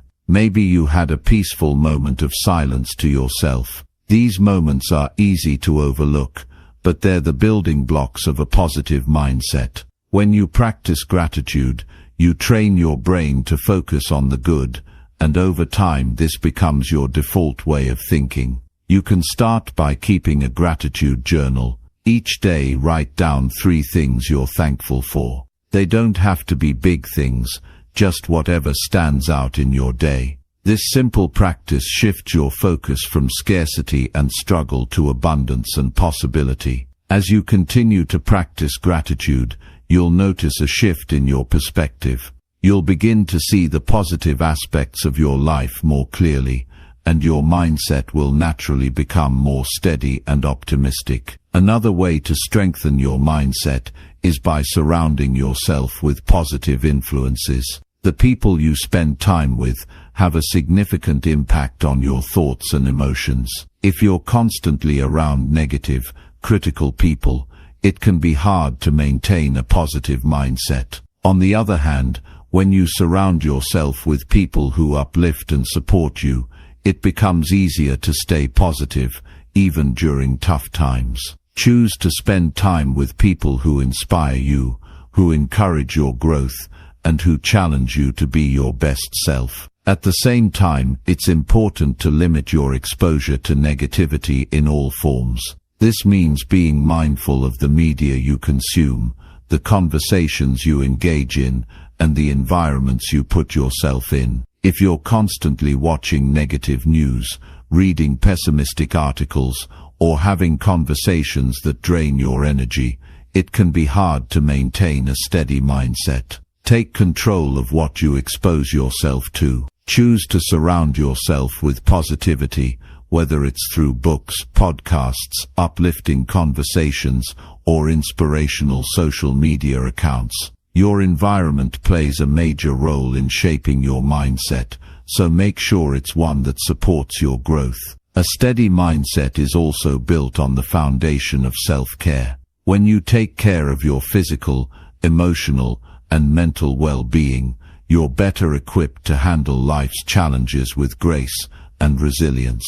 Self-care isn't just about pampering yourself, it's about giving yourself the tools you need to stay strong, focused, and centered. This might mean getting enough sleep, eating nourishing foods, exercising regularly, or engaging in activities that bring you joy and peace. The more you take care of yourself, the more resilient you become in the face of adversity. Self-compassion is another vital component of a steady mindset. We are often our own harshest critics, beating ourselves up for mistakes, failures, or things we feel we should have done differently. But self-compassion means treating yourself with kindness and understanding, especially when things don't go as planned. It means acknowledging your flaws and mistakes without letting them define you. Instead of thinking, "I messed up," try thinking, "I made a mistake, but I'm learning and growing from it." This shift in self-talk builds a foundation of self-acceptance, which in turn helps you maintain a positive mindset, even when things aren't perfect. One of the most important things to remember when developing a steady mindset is that it's a process, not a destination. You're not going to wake up one day with a completely positive and steady mindset. It takes time, effort, and practice. Some days will be harder than others, and that's okay. What matters is that you keep showing up for yourself and keep working on building a mindset that supports your growth. Even on the tough days, remind yourself that you have the power to choose your response. You may not be able to control everything that happens, but you can control how you think and how you react. In the face of challenges, a steady and positive mindset allows you to stay grounded. It helps you keep a clear head and a calm heart, even when things feel overwhelming. With a steady mindset, you can approach problems with a solution-oriented attitude rather than getting stuck in frustration or self-doubt. You can bounce back from setbacks more quickly because you understand that challenges are just opportunities for growth, not signs of failure. Ultimately, a steady and positive mindset is about empowering yourself. It's about believing that you are capable of handling whatever comes your way, and that even in difficult times you have the tools within you to keep moving forward. By consistently practicing gratitude, shifting your thoughts, surrounding yourself with positivity, and taking care of yourself, you build a mindset that will carry you through life's ups and downs. And as you strengthen this mindset, you'll find that you not only feel better, but that you also begin to achieve more, connect more deeply with others, and live with a greater sense of purpose and fulfillment. Chapter 12. Handle challenges without losing control. In life, challenges are inevitable. No one is exempt from facing obstacles, setbacks, or difficult circumstances. But what separates those who thrive from those who merely survive is the way they respond to these challenges. Handling adversity without losing control is a skill, and like any skill, it requires practice, patience, and perseverance. The ability to stay grounded and composed even when the world around you feels chaotic is a powerful tool. It doesn't mean you won't feel overwhelmed or frustrated. It means you develop the resilience to face those feelings, manage them, and still move forward. When you find yourself in the midst of a challenge, it can be easy to feel like the world is falling apart. You might feel lost, uncertain, and even hopeless at times. But it's important to recognize that these feelings are temporary.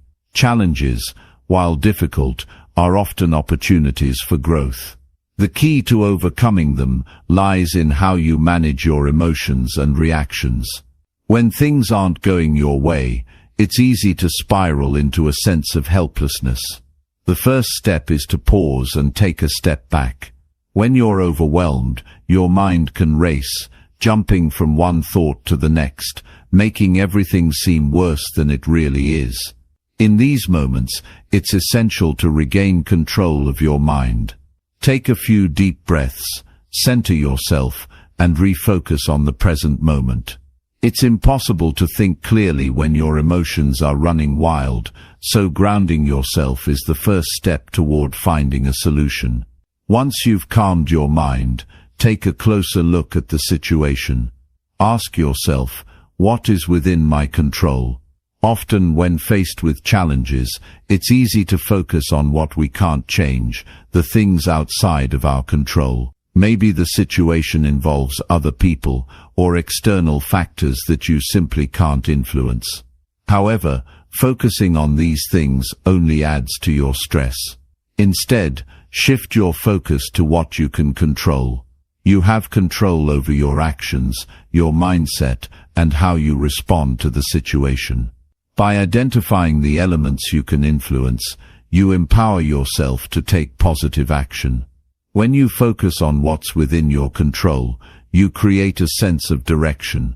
This clarity helps you approach the challenge with a solution-oriented mindset. Instead of dwelling on the problem, you start thinking about possible solutions. It's easy to feel stuck when a problem seems insurmountable, but by breaking it down into smaller, manageable steps, you can start to see a way forward. The key is not to let the magnitude of the challenge paralyze you. Every small action you take moves you closer to resolving the issue. Another critical element in managing challenges without losing control is maintaining a positive outlook.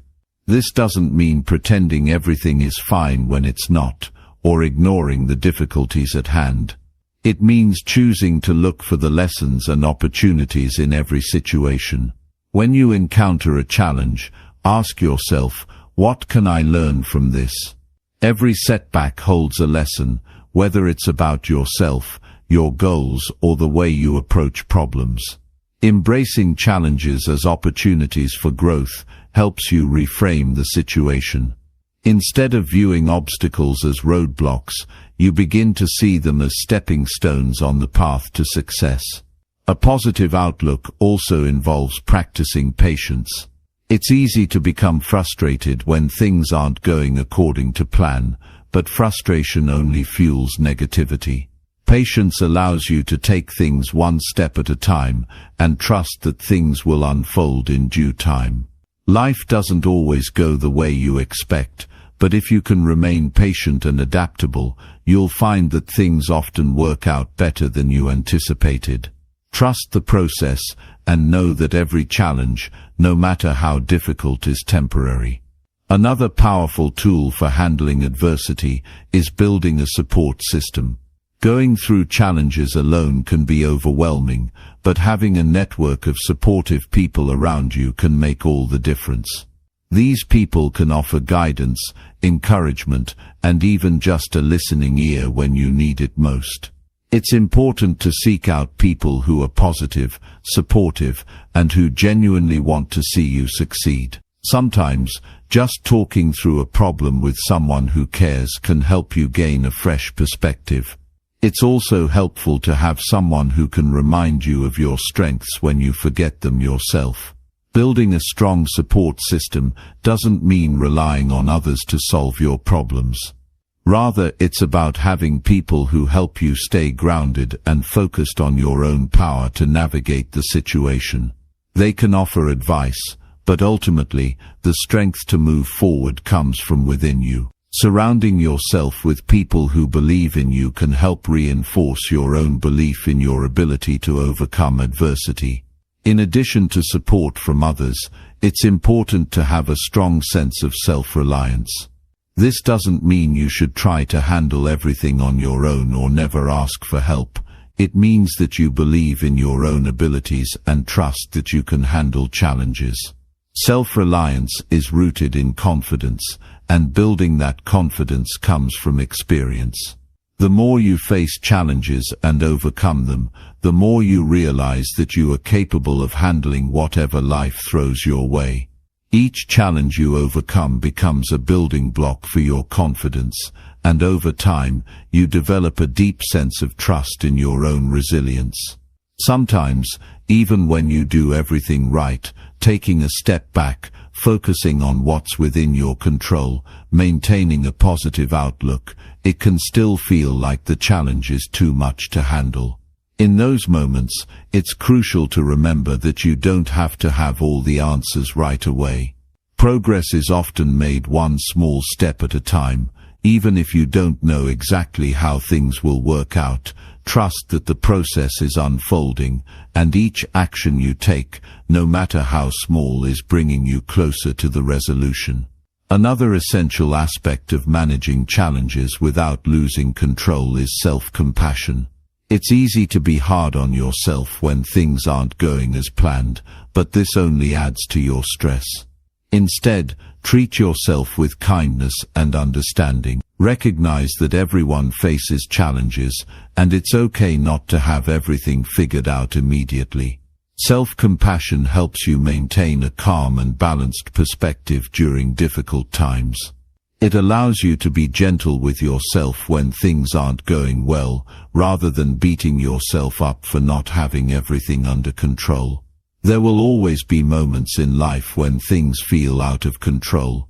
It's natural to feel frustrated, sad, or even angry during these times. However, the key to managing challenges is not about avoiding those emotions or pretending everything is fine. It's about acknowledging your feelings, sitting with them for a moment, and then choosing how to move forward. By allowing yourself to experience your emotions without judgment, you create space for healing and growth. From that place of self-awareness, you can take the necessary steps to regain control and continue moving forward. Ultimately, handling challenges without losing control is about finding balance. It's about recognizing that life isn't always easy, but that you have the inner strength to face whatever comes your way. Challenges are not roadblocks, they are opportunities for growth and transformation. The way you approach challenges shapes not only your ability to overcome them, but also your overall sense of fulfillment and success. By staying grounded, focusing on solutions and cultivating resilience, you'll find that you can navigate any storm that comes your way. And with each challenge you conquer, you'll become stronger, wiser, and more equipped to handle whatever the future holds. Chapter 13. Change the way you think about money. Money has a unique power in our lives.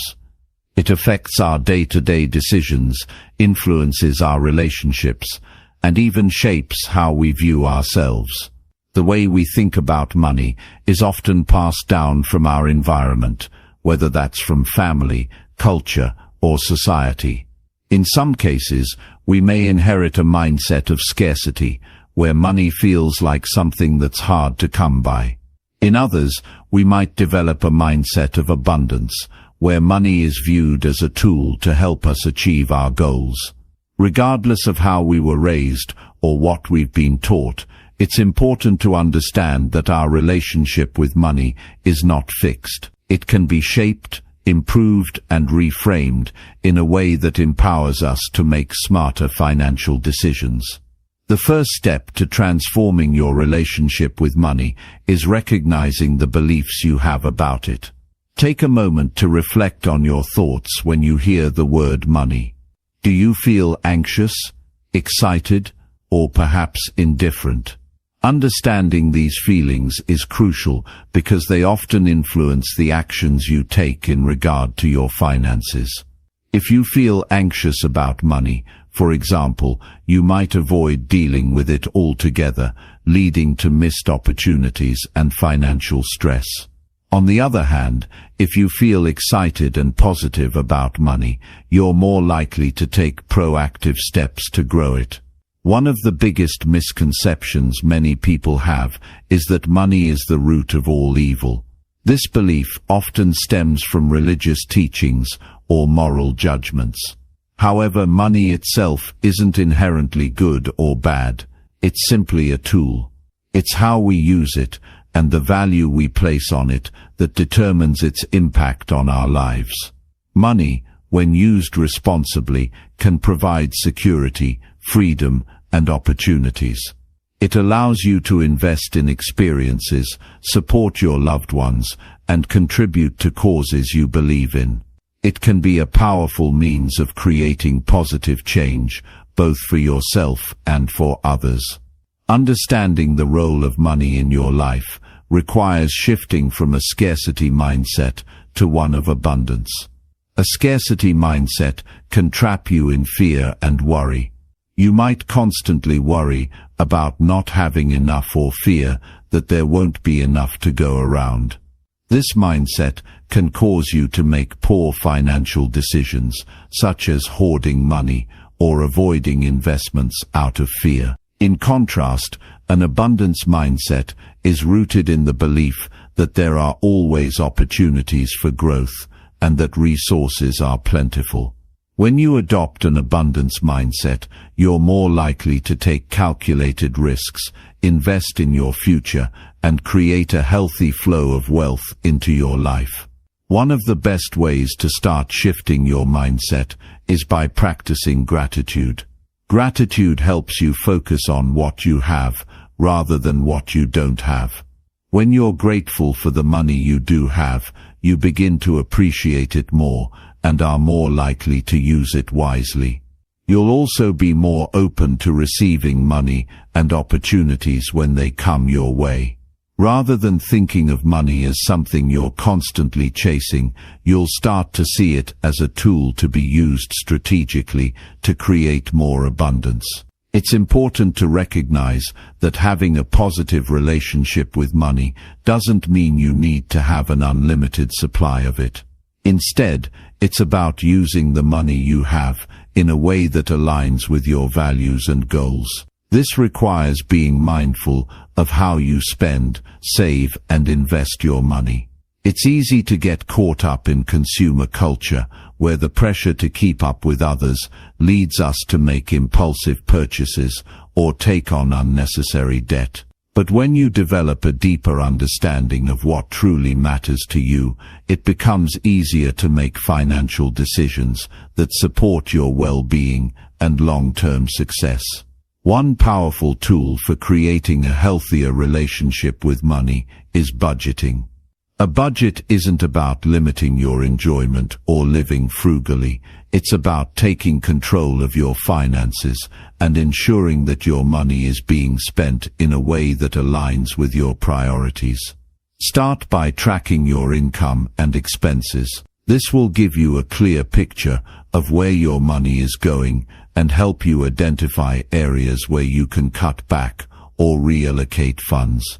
Once you have a solid understanding of your cash flow, you can create a budget that reflects your financial goals, whether that's saving for a home, investing in your education, or building an emergency fund. Another important aspect of managing money is understanding the difference between assets and liabilities.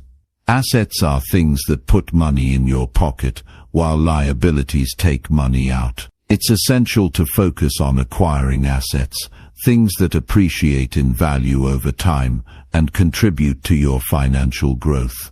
This could be investments, real estate, or even acquiring skills and knowledge that increase your earning potential. On the other hand, liabilities are things that drain your resources, such as debt or depreciating assets, like cars or electronics. Being mindful of these distinctions helps you make smarter financial decisions that support long-term wealth building. One of the most effective ways to increase your wealth is by investing in yourself. Your education, skills, and experiences are some of the most valuable assets you can possess. Investing in personal development not only improves your ability to earn, but also enhances your overall quality of life. Whether it's learning a new skill, taking a course, or seeking mentorship, investing in yourself pays dividends far beyond financial success. It gives you the tools to navigate the world with confidence and purpose, ensuring that you're always growing and adapting to new opportunities. When it comes to money, there's also the element of delayed gratification. It's easy to fall into the trap of instant gratification, where we spend money on things that provide temporary pleasure, but don't contribute to our long-term well-being. Learning to delay gratification is a key component of financial success. It involves making choices that may not give you immediate pleasure, but will pay off in the future. This could mean saving a portion of your income instead of spending it on unnecessary items, or choosing to invest in something that will bring you greater returns in the long run. Creating a strong financial foundation is also about having a clear vision for your future. Where do you want to be in 5, 10, or 20 years? What kind of lifestyle do you want to have? Having a clear vision helps you stay focused on your goals and gives you the motivation to make the right financial decisions today. It also helps you identify what's truly important to you, so you can align your spending, saving, and investing habits with your values. Money is not the end goal, it's a tool that enables you to live the life you want. It can bring you security, freedom, and opportunities, but only if you develop a healthy relationship with it. By shifting your mindset from scarcity to abundance, budgeting mindfully, investing in yourself, and delaying gratification, you can start to build a solid financial foundation. This process takes time, but with consistency and discipline, you'll find that money can become a powerful ally in achieving your dreams and creating the life you envision for yourself. Chapter 14. Stop wasting money on unnecessary things. It's easy to fall into the trap of thinking that money is just a means to satisfy immediate wants, that we need to buy the latest gadget or designer clothes to feel good about ourselves. Society constantly bombards us with messages telling us that consumption is the key to happiness, that the more we buy, the better our lives will be. But in reality, constantly spending money on things we don't need only drains our resources and often leaves us feeling emptier than before. We buy things to fit in, to feel validated, but these things don't bring lasting fulfillment. The truth is, money spent on unnecessary things is money that could have been put towards something that truly enriches our lives. The key to managing your money better lies in understanding the value of what you're purchasing and ensuring that what you spend aligns with your priorities. If you find yourself frequently spending money on things that don't contribute to your long-term well-being, it's time to take a step back and reassess how you're using your resources. The first thing to consider is whether the purchase is truly necessary. Do you need that new phone? Will it really improve your life, or are you simply buying it because you've been influenced by advertising or peer pressure? Before making any purchase, ask yourself if it will genuinely add value to your life. Is it something that will enhance your happiness or serve a real purpose? If the answer is no, it's probably something you can live without. One of the most powerful changes you can make in your spending habits is shifting your focus from short-term gratification to long-term value.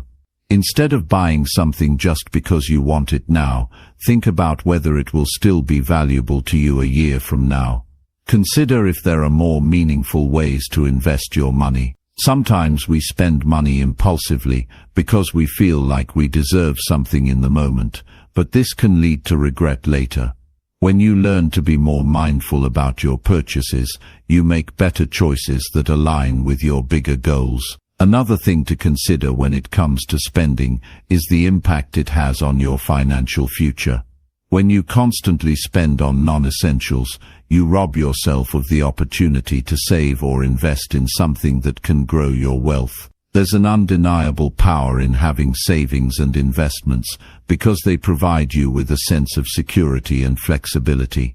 A strong financial foundation allows you to make choices that serve your future, rather than being stuck in a cycle of instant gratification that only provides temporary pleasure. Living below your means is one of the most important financial habits you can cultivate. It doesn't mean depriving yourself of the things that make life enjoyable, but it does mean being mindful of your spending patterns and avoiding unnecessary indulgences. The less you spend on things you don't need, the more you can save and invest in things that matter. Whether it's setting aside money for an emergency fund, contributing to your retirement account, or investing in skills that will improve your career prospects, making smart financial decisions today will pay off in the future. Learning to distinguish between wants and needs is a vital part of reducing unnecessary spending. Wants are things we desire but can live without, while needs are essential to our survival and well-being. It's easy to get the two confused, especially in a society that constantly pushes us to consume more. But by focusing on what you truly need, you can stop wasting money on things that will bring you fleeting satisfaction at best. Instead, you can direct your money toward things that provide long-term value, like experiences, education, or health. While it's important to avoid wasting money on non-essentials, that doesn't mean you should feel guilty about spending on things that bring you joy. The key is to be intentional with your spending. If something brings you happiness and is in line with your values, there's no harm in purchasing it. The problem arises when we buy things on impulse or out of a sense of obligation, not because we genuinely want or need them.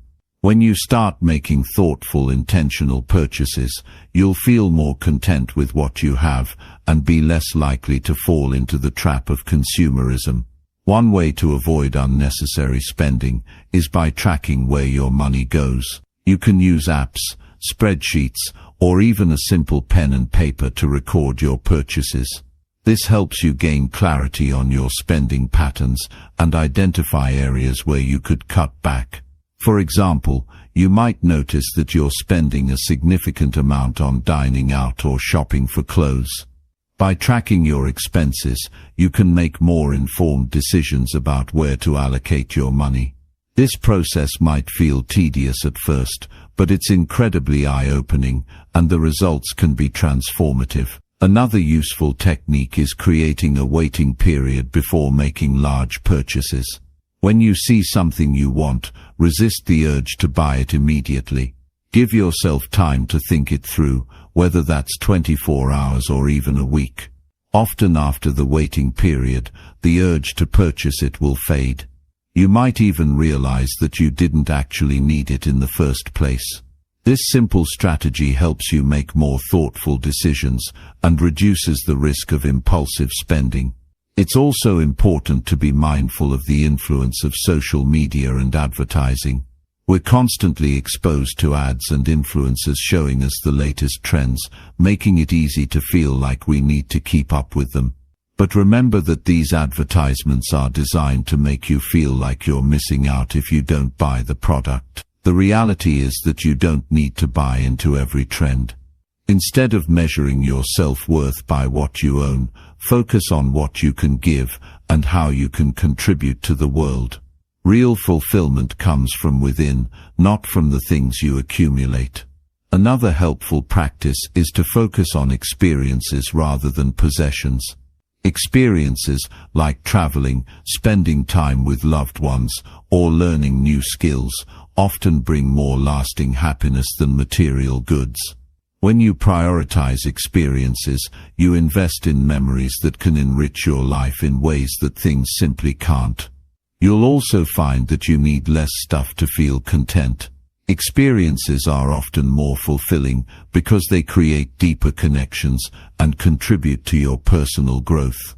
As you start to reduce your spending on unnecessary items, you'll also begin to appreciate the things you do have more. Instead of constantly seeking the next best thing, you'll find contentment in the things that are already a part of your life. This shift in mindset can bring a sense of peace and satisfaction that material possessions can never provide. Ultimately, the goal is to develop a mindset of abundance, where you appreciate what you have and make thoughtful choices about what you spend your money on. It's not about deprivation, it's about intentionality. When you learn to stop wasting money on unnecessary things, you free up resources that can be used to build a future that aligns with your values. By being mindful of your spending habits, you take control of your financial life and pave the way for a more fulfilling, secure, and purposeful existence. Chapter 15. Increase your income with smart decisions. The idea of increasing your income might sound like a daunting task, something only achievable by the fortunate few or those with a special talent. But in reality, anyone has the potential to increase their income, provided they approach it with the right mindset and strategy. Increasing your income is about more than just getting a higher-paying job or starting a side hustle. It's about smart decisions, creating opportunities, and having the discipline to take consistent action toward your financial goals. One of the first things to understand is that money is a tool. It can work for you, not just through traditional jobs or investments, but also through the value you provide to others. No matter what your current situation is, there's always a way to generate more income. It all starts with shifting your perspective. Instead of viewing money as something scarce, view it as a resource that flows based on the value you offer. When you focus on creating value, the income follows. This mindset can open doors to new opportunities that you might have overlooked in the past. Building a solid foundation of skills and knowledge is one of the most effective ways to increase your income over time. The more valuable you are to the marketplace, the more you can charge for your services, whether as an employee, freelancer, or entrepreneur. This doesn't necessarily mean you need to acquire a fancy degree or certification, but you do need to develop skills that are in demand. Take the time to learn something new, improve on existing skills, or specialize in a particular area. When you become an expert in something, you automatically increase your earning potential. For example, learning how to code, improve your writing, or become skilled in a technical trade can open up numerous doors for higher-paying jobs or freelance opportunities. What's great about today's world is the accessibility to online courses and resources. The internet has made it easier than ever to learn and expand your knowledge. Whether it's through free resources or paid platforms, the opportunities are endless. It's about finding something that excites you, something that will help you add value in a way that others are willing to pay for. Building a network is another powerful way to increase your income. The people you know and the relationships you foster can be just as important as the skills you possess. Many opportunities come not from cold applications or job ads, but from personal connections. Networking isn't about making small talk or trying to impress others. It's about building meaningful relationships with people who share similar interests or goals. A strong network can offer you access to job opportunities, collaborations, clients, and even mentorship that can help elevate your financial situation. In addition to networking, learning how to sell yourself and your skills is crucial. Whether you are applying for a job or pitching a product, being able to communicate your value clearly and confidently is essential. The ability to sell isn't limited to the world of marketing or sales. It applies to every aspect of life. Whether you're negotiating a salary or trying to secure a freelance contract, being able to communicate your worth is key. Practice how you present yourself and your skills, and ensure that you're always demonstrating the value you bring to the table. Of course, one of the most direct ways to increase your income is by finding multiple streams of revenue. Relying on a single source of income can be risky, especially in an uncertain economy. That's why it's important to explore side gigs, freelance opportunities, or investments that can help you build wealth. Whether it's starting a side business, investing in stocks, or renting out a spare room, creating additional streams of income provides more financial security and helps you accelerate your wealth-building journey. Creating a side business can be a great way to supplement your income. It doesn't have to be a grand idea or something you need to dedicate all your time to. Start small with something that aligns with your skills and passions. It could be anything from freelance writing, graphic design, or online tutoring, to selling handmade products online. The key is to start, even if it's just a few hours a week. Consistency over time will add up, and eventually, what was once a side gig can turn into a full-fledged business. Investing is another avenue to increase your income. While investing carries risk, it's one of the most powerful ways to grow your wealth over time. Whether you're interested in real estate, stocks, mutual funds, or even cryptocurrency, the goal is to make your money work for you. Start by learning about different investment strategies and begin small. The most important thing is to begin, even if you can only invest a small amount at first. As your knowledge grows, so will your confidence, and over time so will your returns.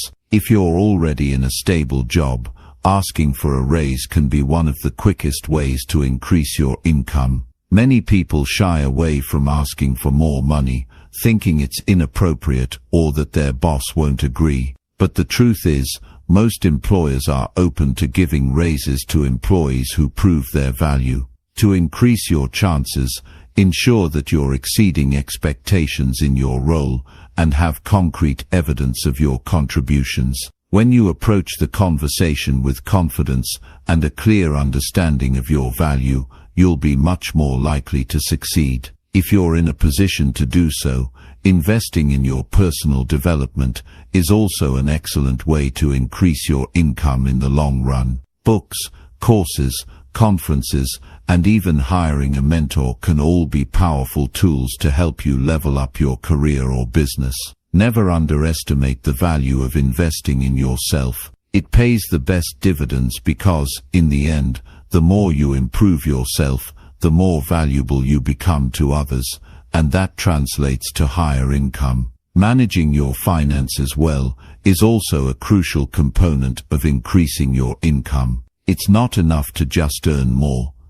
You also need to keep more of what you earn. This requires developing smart habits around budgeting, saving, and investing. Learning to live below your means while still enjoying life can significantly increase the amount of money you can set aside. For example, by cutting out unnecessary expenses and prioritizing savings, you free up more money to invest in opportunities that will lead to greater wealth in the future. Remember that increasing your income takes time, effort, and persistence. It's not about taking shortcuts or looking for a quick fix. It's about making deliberate choices that will benefit you in the long run. Be patient, stay committed to your goals, and always look for opportunities to learn and grow. Every small step you take today can have a big impact on your financial future.